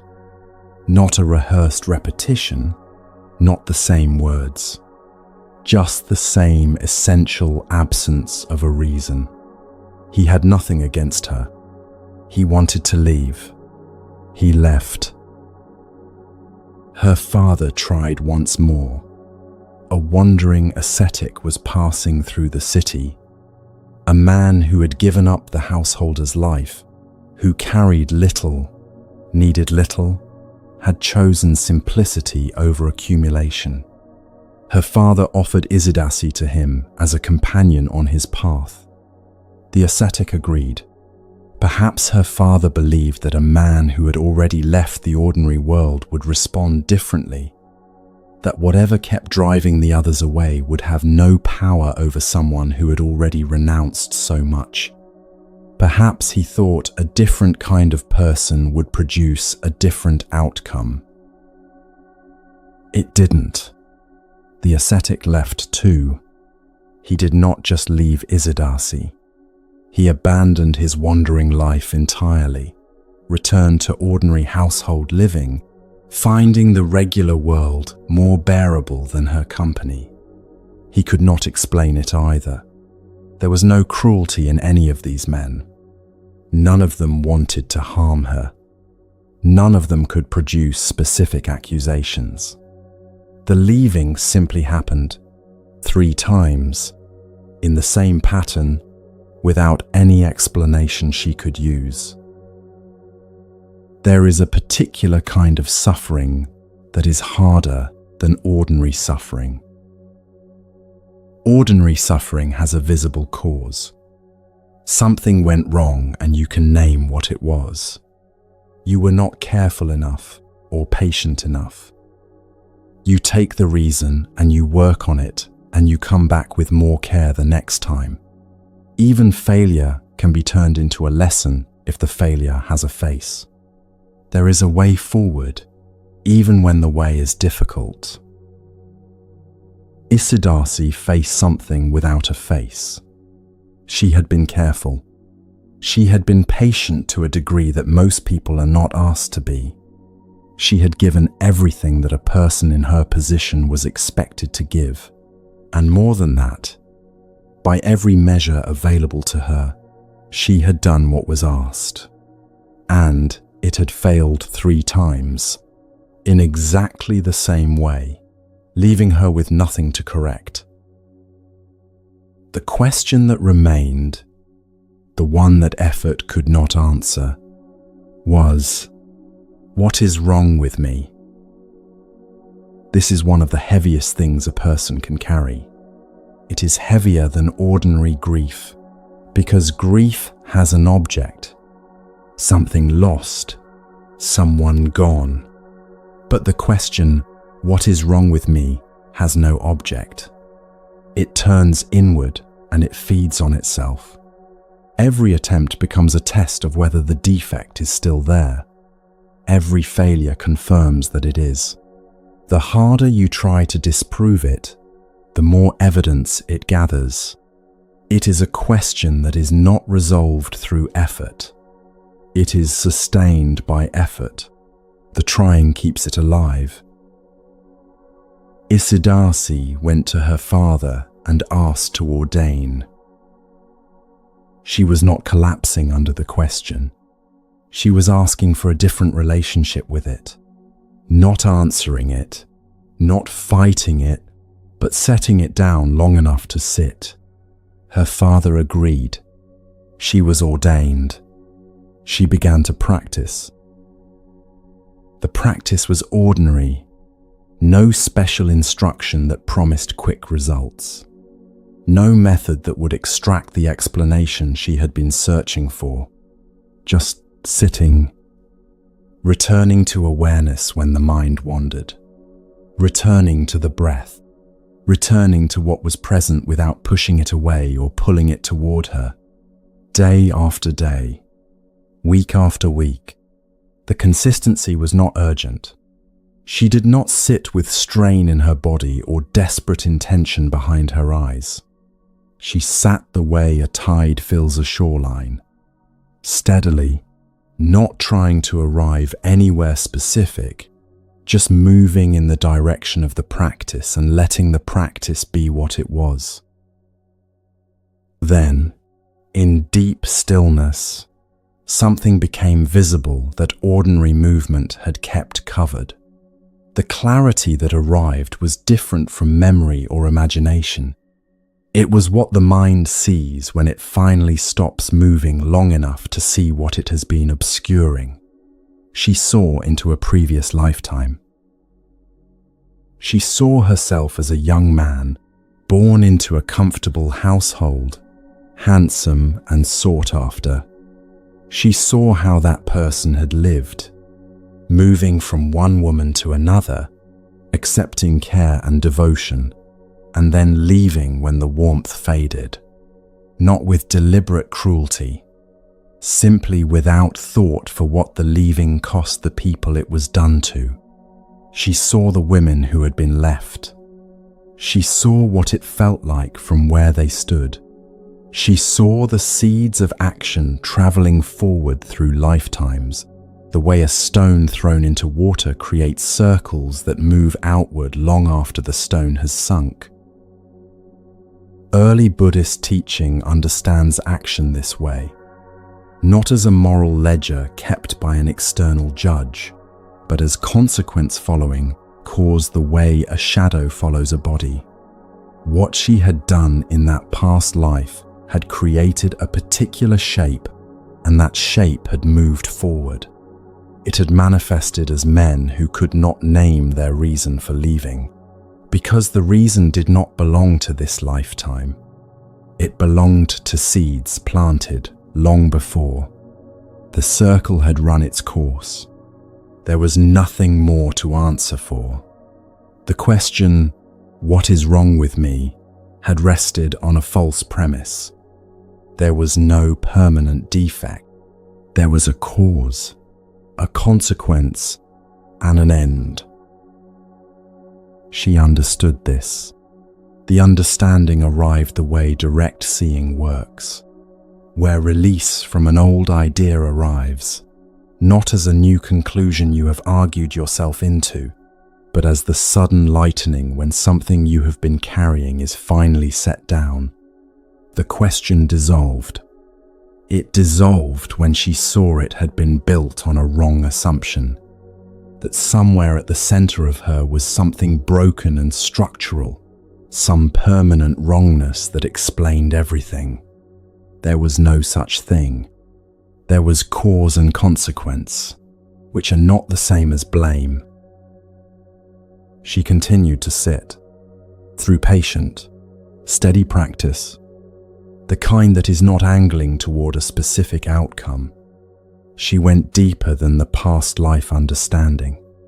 She released what had outlasted the marriages, the wish for things to have gone differently, the grip of the story about who she was and why she had failed. She attained full liberation. The teaching in Isidasi's story is not about past lives. The past life vision was the specific form that clarity took for her in her time and tradition.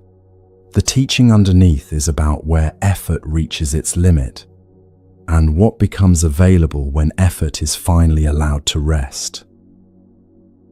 There are situations where trying cannot find the cause of the problem because the cause is not where the trying is directed. You can work very hard at the surface of a thing, the behavior, the visible layer, and what is moving beneath the surface is untouched by all of it. Isidasi's service was complete. Her effort was real, and it could not reach what was actually moving through those marriages. The trying was not the wrong choice in some obvious way. It simply was not the tool the situation required, and more of it would not have made it the right tool. This is not a comfortable teaching. It says, sometimes your most sincere effort is genuinely your most sincere effort, and it still cannot reach what needs to be reached. Some things move at a level that effort cannot access. What reaches those things is patient attention, the willingness to stop moving and let what is true surface on its own. You may know this territory. There is something you have been trying to fix or change or understand, and the trying has not reached it. Maybe it is a pattern in your life that reappears regardless of how carefully you approach it, regardless of how much awareness you bring. Maybe it is the voice that rises after a certain kind of failure, a voice older than any recent event that sounds like truth because you have never been still enough to question it. Maybe it is the thing you keep returning to that you do not want to return to, and resolution and self-examination have not changed it. Maybe it is the question itself. What is wrong with me? Why does this keep happening? Why am I like this? The harder you push at it from the surface, the heavier it becomes. Each failed attempt adds weight. Each explanation that doesn't quite fit makes the question more insistent.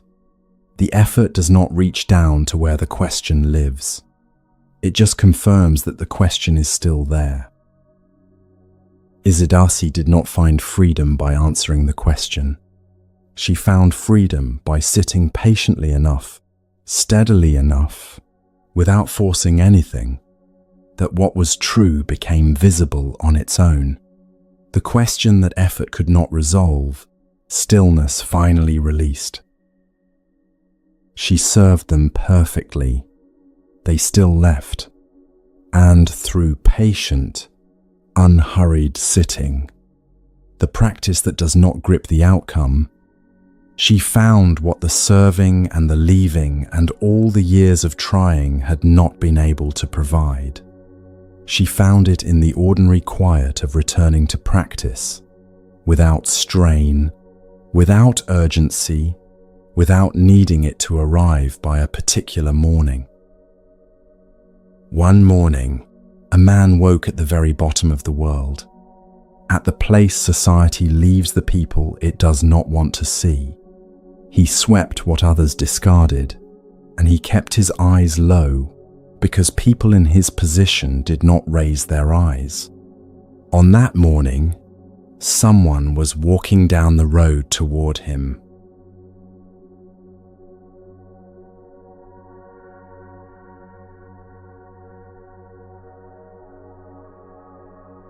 He saw the figure before he understood what he was seeing. The clothes were different, not the robes of a merchant or a city official, but the saffron of a wandering teacher, and the figure was walking toward him, not past him, toward him. Sunita's body moved before his mind did. It knew what to do. The reflex practiced since childhood, since before he had words for what he was. Step aside, give the road, lower the eyes. Make yourself smaller than you already feel, because someone is coming and the road does not belong to people like you. He stepped off the road. He turned away. He held his broom the way you hold the thing that marks you, because it always does. The figure kept walking toward him. Sunita had been born into the Chandala caste, the lowest position in the social order of that time and place. His people did the work that other castes would not touch, handling the dead, cleaning the streets, carrying away what respectable households left behind. The word for what he was carried more than a description of work. It carried a verdict. The caste system of that world was not only an economic arrangement, it presented itself as a description of reality itself, of what a person was at the level of their being, what they deserved, what the order of things had allocated to them. Sunita had been allocated the bottom. He had grown up understanding this. He had absorbed the postures that went with it, how to walk at the very edge of the road, how to announce himself when he entered a street so that people could move away, how to make his presence as small as possible. He was good at his work. The streets were swept. No one thought to look at who was sweeping them. A life shaped entirely by other people's certainty about what you are leaves a particular mark. It is not just the external facts, where you walk, what you carry, who steps around you. It is the way the certainty enters. When everyone around you agrees on what you are, when the agreement is so universal and so old that it precedes your own birth, the category stops feeling like an opinion anyone holds about you. It starts to feel like the ground you stand on. It starts to feel like what is simply true. The figure walking toward him was the Buddha. The Buddha had seen Sunita, and the Buddha had stopped. This requires a moment of attention. The Buddha was surrounded most of the time by people of standing, monks, wealthy lay followers, merchants and nobles and scholars who came seeking, teaching, or seeking his company. A Chandala stepping off the road as he passed would have been invisible to many people in that position.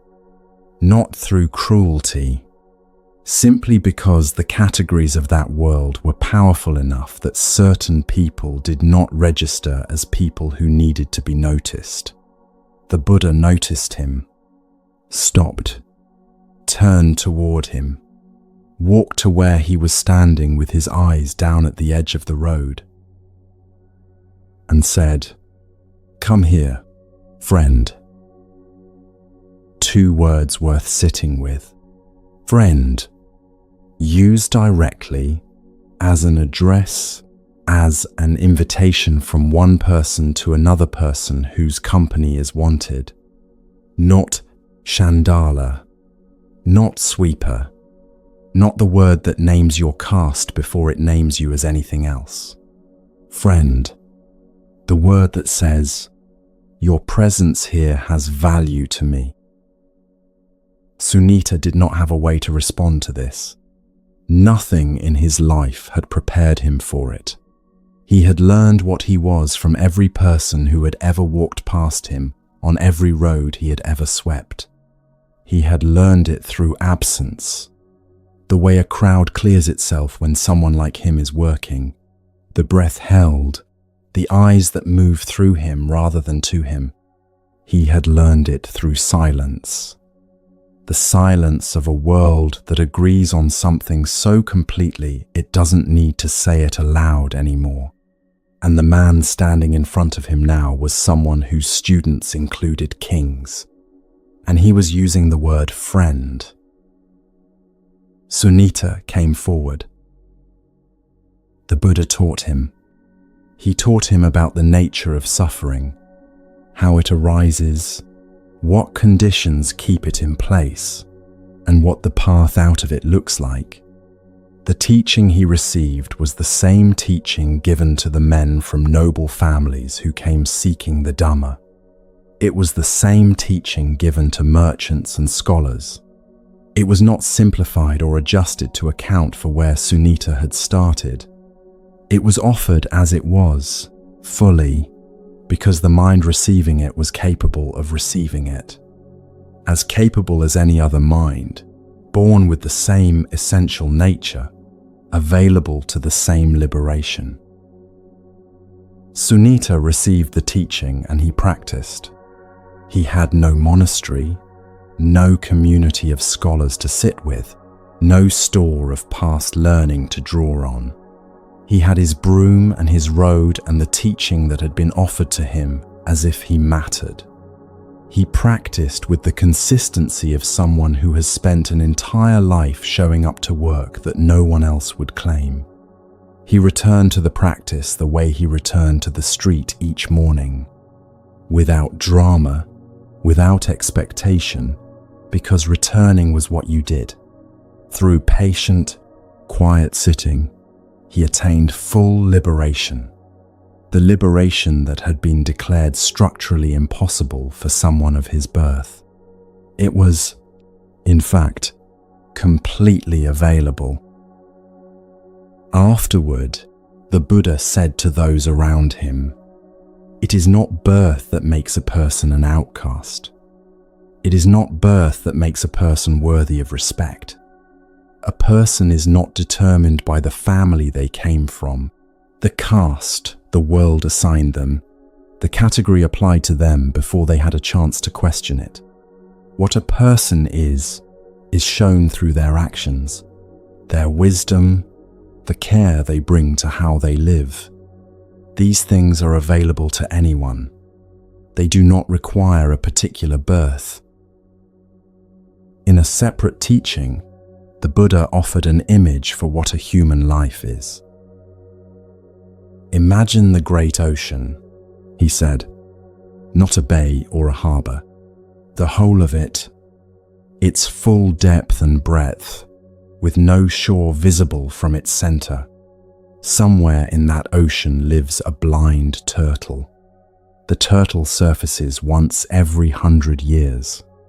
One moment of rising, once in a century, from whatever depth it inhabits to the open air above, and floating somewhere on the surface of that ocean, moving with the current, carried wherever the water takes it, is a wooden yoke with a hole in it, a small ring, drifting with the waves. How likely is it, the Buddha asked, that when the turtle surfaces, its head passes through the hole in the yoke?" His students said, "It is almost impossible to imagine.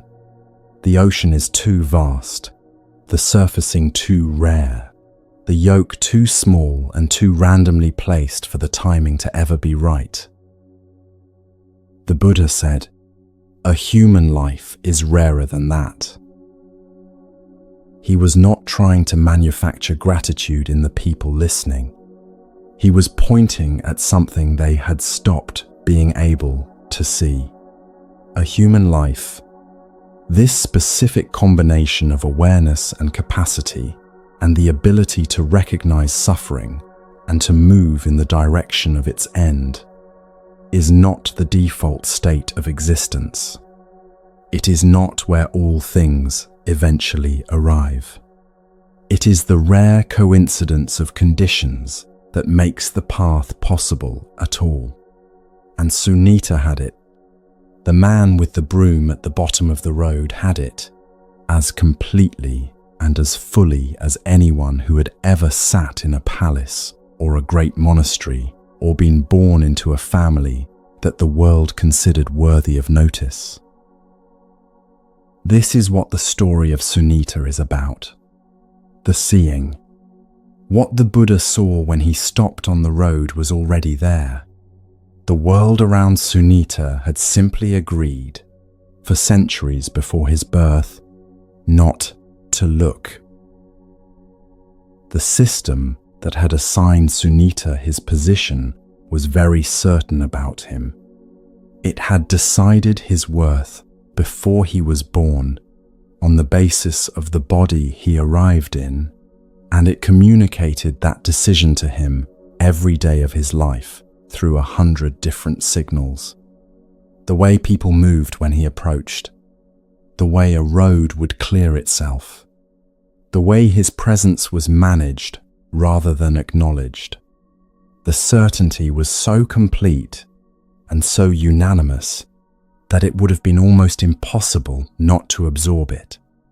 The world was so sure, and the world was completely wrong. You are hearing this in a body that has been categorized. Maybe the categorization was direct. A caste, a diagnosis, a role someone assigned you in a family or a workplace that decided what you were before you had discovered it yourself. Maybe it arrived through smaller, repeated signals. The achievements that were met with surprise because they were not expected from someone like you. The ideas you offered that were taken up only when someone else repeated them. The rooms where your presence needed to be explained or justified in a way that other people's presence did not. Maybe it came from a specific person early in your life when you were still deciding what to believe about yourself, and what they said settled in before you had the language to question it. Categories that are assigned with enough certainty do not arrive feeling like opinions. They arrive feeling like facts. They arrive the way the caste system arrived for Sunita. Consistent, old, confirmed by everyone he encountered, never contradicted by anyone whose voice might have counted. When something is agreed upon that completely, it stops feeling like a description someone chose. It starts feeling like the truth of what you are. And once it feels like the truth of what you are, the question of whether it is accurate stops arising. Why question what is simply how things are? But the category and the person inside it are not the same thing. The category is what a set of minds decided about a set of conditions. The person inside the category is a human life. The turtle's head through the ring, rare and complete and fully capable of what any other human life is capable of. The world's certainty about what Sunita was did not determine what Sunita was. It determined how the world treated him. Those are entirely different things. What has been certain about you? What old verdict carries weight still? The voice that says you are the kind of person who cannot do a thing, or does not deserve a thing, or should not expect a thing. What did someone decide about you with enough repetition and enough authority that it began to feel like a fact about the world rather than a judgment about you? The teaching is not reject the categories and feel good about yourself. The teaching is older and quieter than that. It is this: what the categories describe is never the whole of what is there. They were never accurate enough to reach the thing that the Buddha saw in Sunita on the road: the human life, the turtle's head through the ring, the rare and complete availability of the path. No system of categories has ever been precise enough to see that. And that is exactly where the path begins. Sunita came forward when someone called him friend. He came forward, and from exactly where he stood, the path was open. The next story belongs to a king who found, at the moment he gave the one thing he was most certain he could not give, that the giving was the very thing he had been searching for.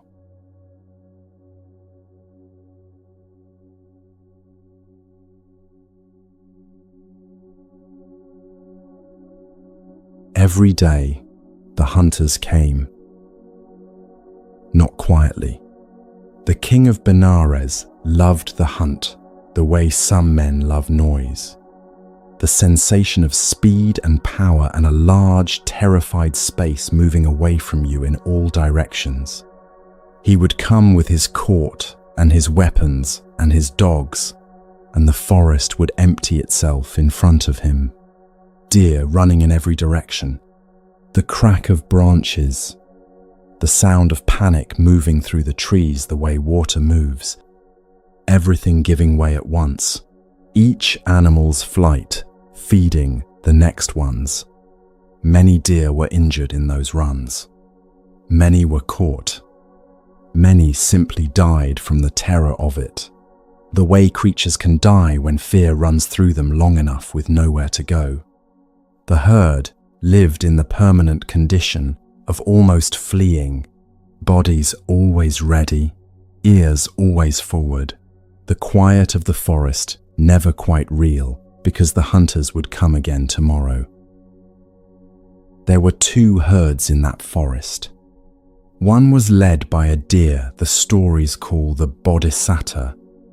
The golden deer, his coat the color of hammered metal, his bearing different from the others, the way still water is different from moving water. He watched his herd run. He watched the injuries. He watched what a life lived entirely in the body's alarm state does to a creature over time. And he decided to do something that looked, to anyone who did not understand it, like surrender. He went to the king's palace and requested an audience. The king, who had never been approached by the thing he hunted, received him in astonishment. The golden deer proposed an arrangement. Each day, one deer would come to the royal garden voluntarily, to be killed. One from his herd on certain days, one from the other herd on the rest. In exchange, the daily hunt, the pursuit, the panic, the running down of animals through the trees would stop. The king would have his deer. The herd would have something they had never had before. Ordinary days. Days in which the sound at the edge of the forest was only wind. The king agreed. Both herds began to keep their end of it. The forest learned a new kind of quiet. Some time passed this way, and then came the morning when the turn fell on the second herd, the one led by a deer called Saka, and the deer chosen for that day was a doe who was heavily pregnant. She was close to her time. Her body carried a life that had not yet opened its eyes on the world. She went first to Saka and asked to be excused until after she gave birth. She was not asking to escape the arrangement. She was not asking to be spared. She was asking for her fawn, for the life inside her that had not yet had a morning. "Let me give birth first," she said, "and after that I will go." Saka refused. The arrangement was the arrangement. It was not his herd's turn, and he was not willing to send someone from his own in her place. The obligation was hers to carry. She went then to the golden deer. She made the same request. She stood before him in the early morning light, her body visibly near its time, asking for one more day, just one more day, for the fawn. The golden deer looked at her. He saw what the situation contained. He understood the arrangement and whose turn it was and what the rules required. He also understood what sending her today would mean. 2 deaths, not one. A life that had never breathed, taken with one that had never caused harm. He told her to go back to her herd. He would go to the king's garden today, in her place, though it was not his turn, though no obligation required it of him, though there was no rule that could be pointed to that said this was his to do. He walked to the garden in the morning. He walked the way someone walks who has made a decision they are entirely at peace with, not slowly, not dragging, but with the steadiness that comes when the inner debate is over and the action is simply what the moment asks for. He did not run. He had spent months helping his herd not to run, and now, walking toward the thing that running had always been away from, he discovered that the not running was also available to him. He walked through the gate. He lay down.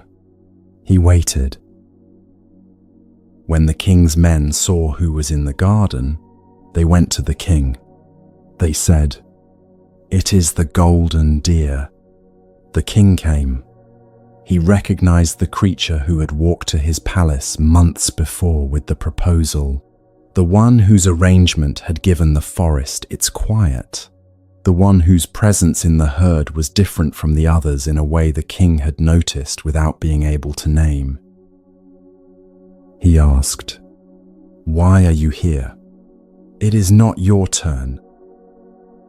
The golden deer explained, the pregnant doe, her request, the fawn not yet born, the 2 lives that sending her would have taken.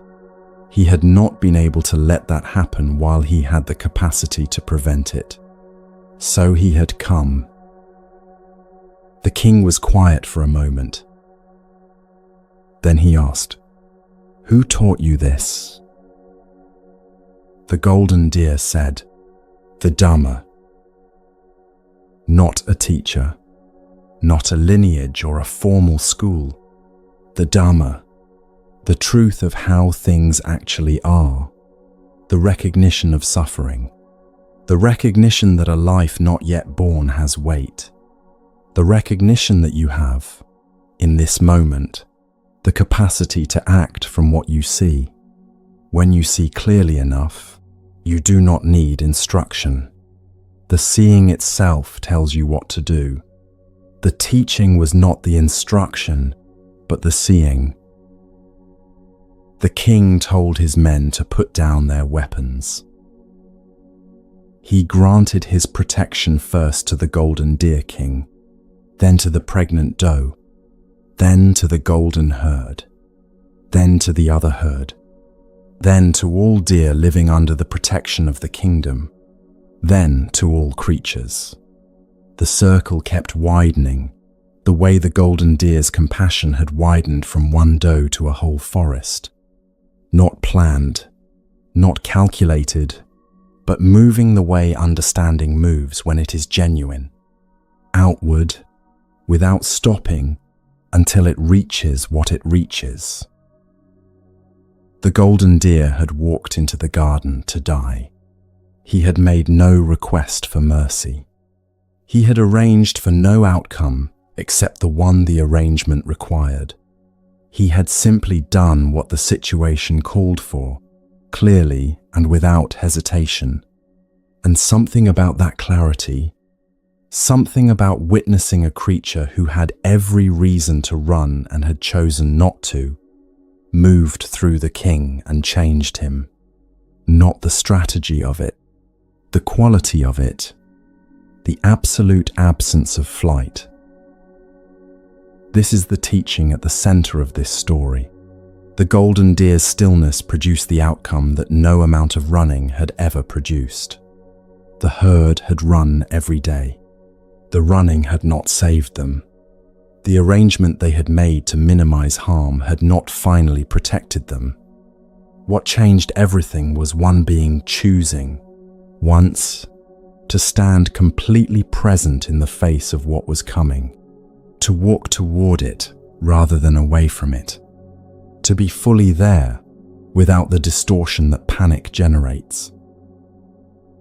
The story is not asking you to be a golden deer. It is not asking you to offer your life for something. It is asking something smaller and harder.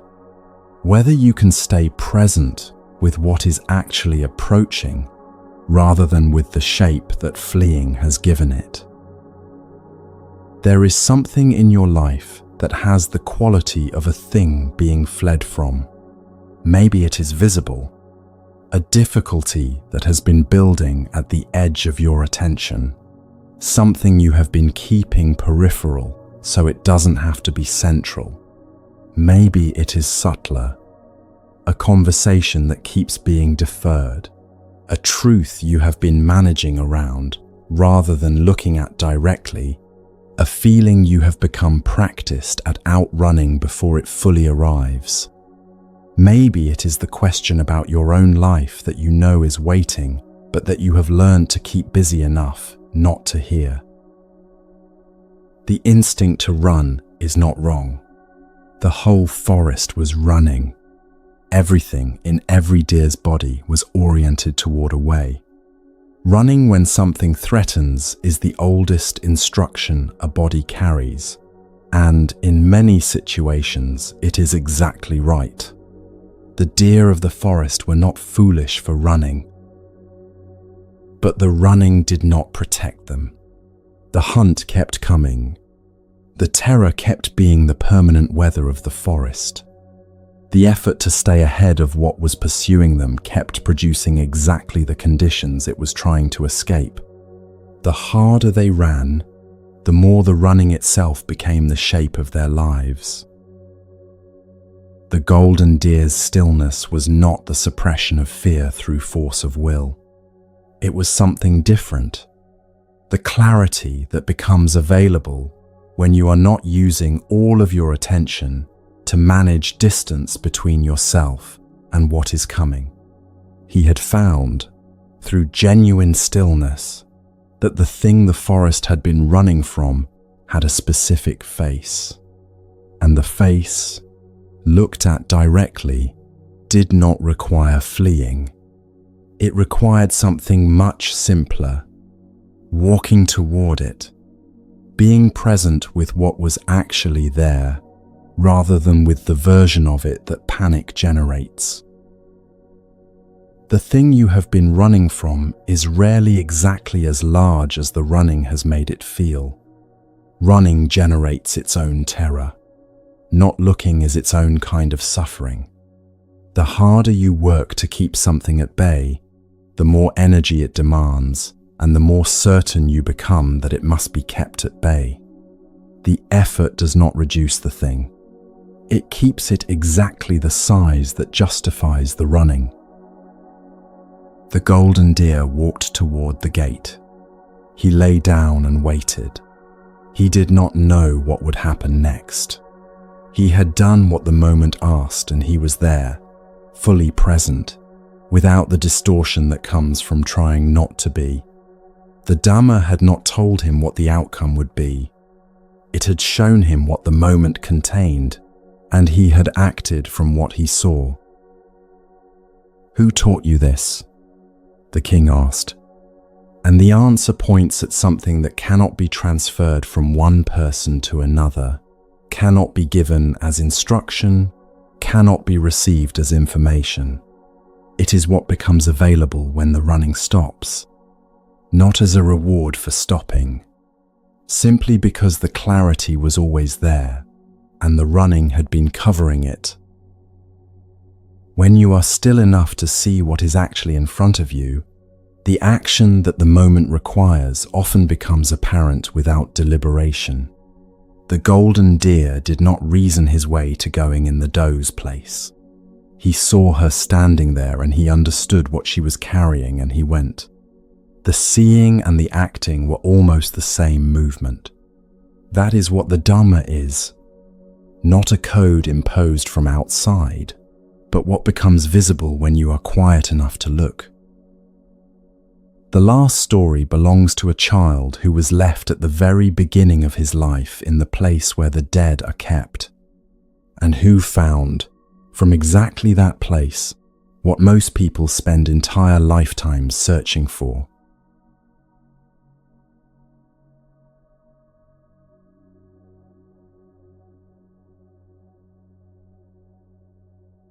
The man stopped walking. He let go of the child's hand, and then his footsteps moved away through the dark, and after a while there was nothing left of them. The child stood alone at the edge of the charnel ground. He was very young. He had been led here at night, because what cannot be done in the light sometimes gets done in the dark.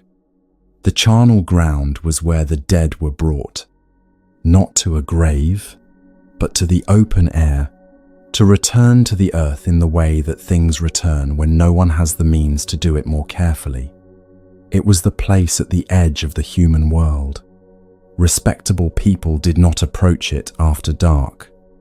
The child was standing inside it now, with nothing. Sopaka had been born into circumstances that the world of his time had no language for improving. Below the lowest caste, a mother who was gone, a stepfather who had decided, without drama and without explanation, that the child was not worth the continuation of. What he had done by bringing Supaka to the charnel ground and releasing his hand was not cruelty in the way cruelty usually announces itself. It was quieter than that. A decision made and carried out, with no audience, no ceremony, no acknowledgement that what was being decided mattered to anyone. The charnel ground would do what needed to be done. He would not have to watch. This is how a verdict looks when it requires no court, no accusation, no sentence spoken aloud, no process of any kind, just a hand released in the dark and the child remaining where he stood. The charnel ground in the ancient world was not simply a place of death. It was a threshold, a place understood to exist at the edge between the world the living claimed and the world that belonged to nothing at all. Certain meditators went there deliberately, to sit among the evidence of impermanence, to let the body's eventual dissolution become undeniable and immediate rather than abstract.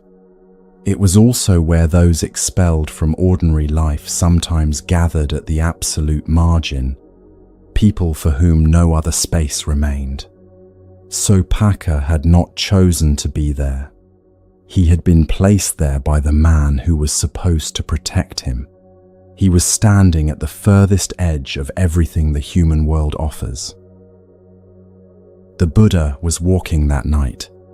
He walked through charnel grounds when he walked at night, not to teach, not to be seen doing something noteworthy, but because these were the places where the reality of impermanence was most immediately present, and presence was what he valued. He was not hurrying. He walked the way a person walks, who is fully where they are, not somewhere else in their mind. He came to where the child stood. He stopped. He looked at Supaka, and he saw what no one in Supaka's life had thought to look for: a human life, the capacity for understanding that the Buddha had recognized in scholars and monks and kings, present, intact, fully available in the child, alone, in the dark, at the edge of the charnel ground. The circumstances had been the worst that circumstances know how to produce.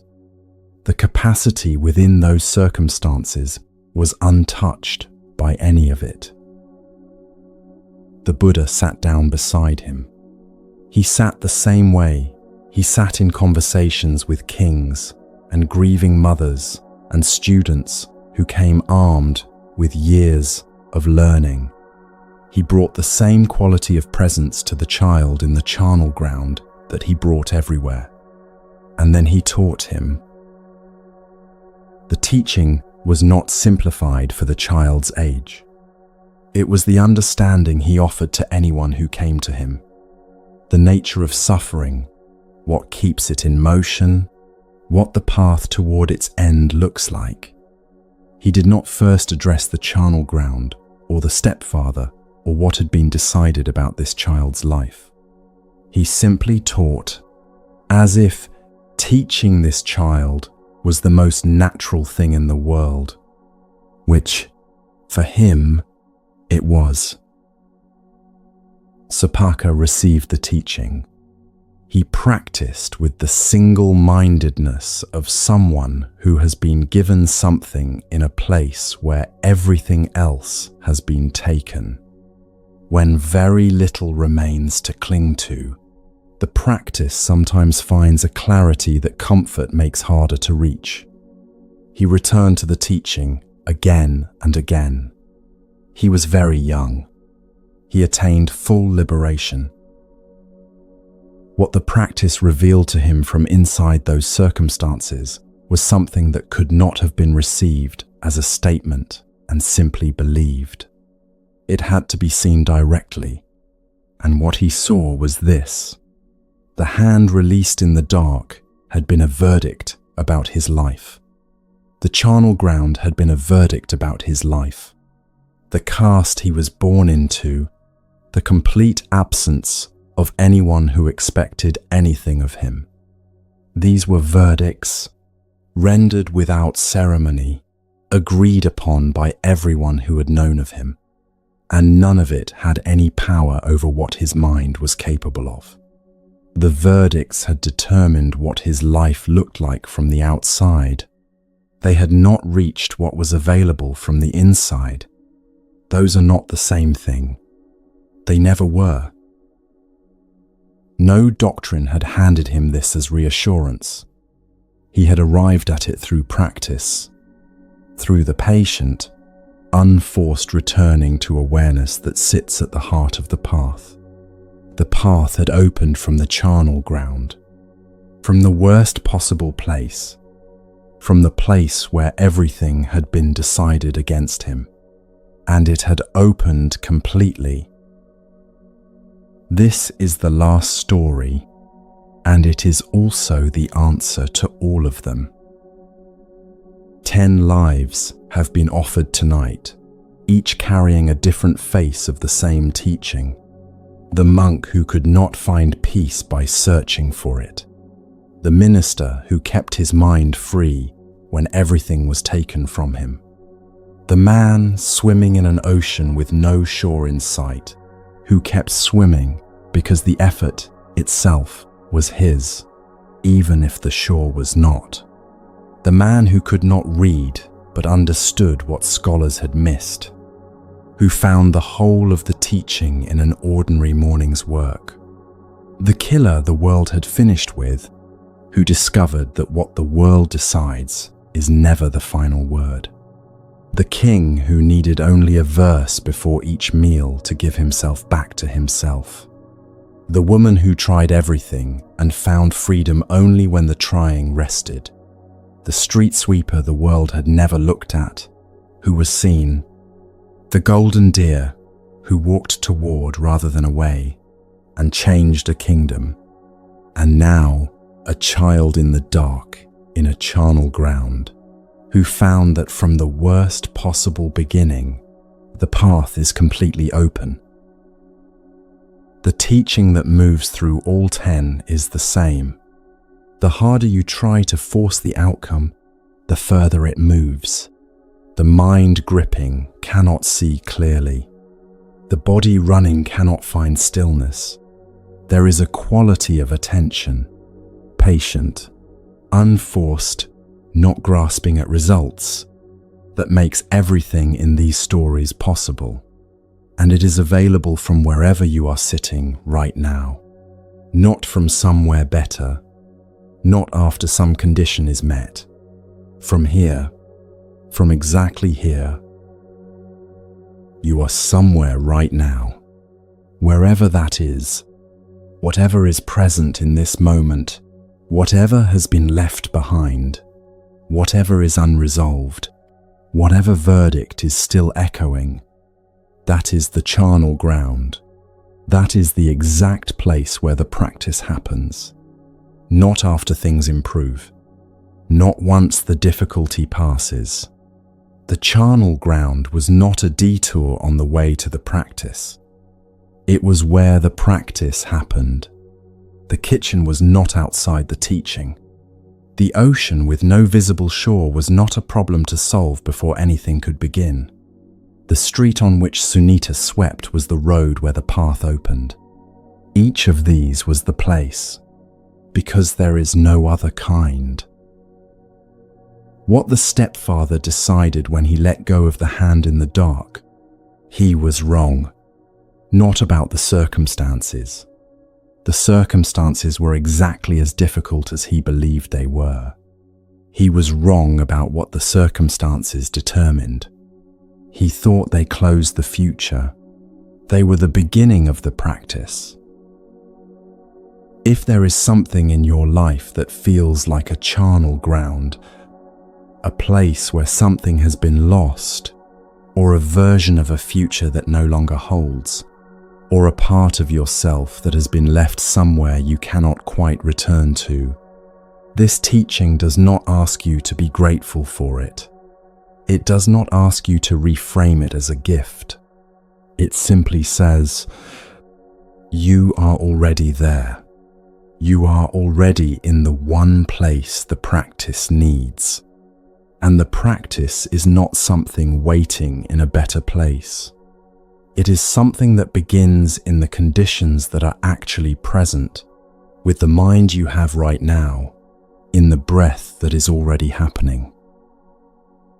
Sapaka did not leave the charnel ground and then begin to practice. He sat down where he was and began to practice. The place did not change. The practice opened. What does the practice look like from here? The next breath, noticed.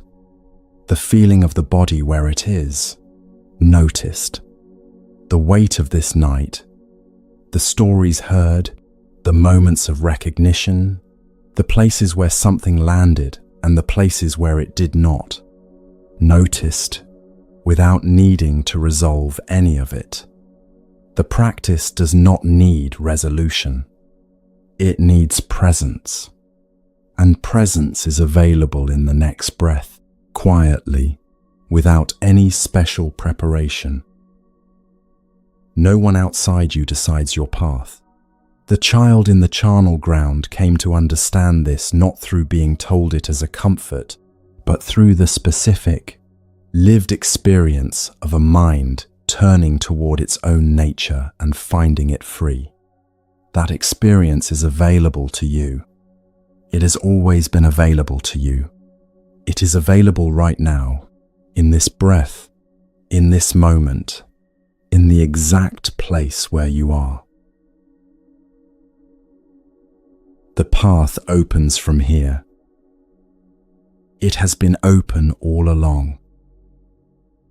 And these 10 stories have been 10 ways of pointing at the same opening, hoping that one of them reaches the place where you are sitting tonight. Take whatever landed. That is enough. That is the whole teaching. What remains now is not another story. What remains is the quiet after the stories, the space where all the walking ends.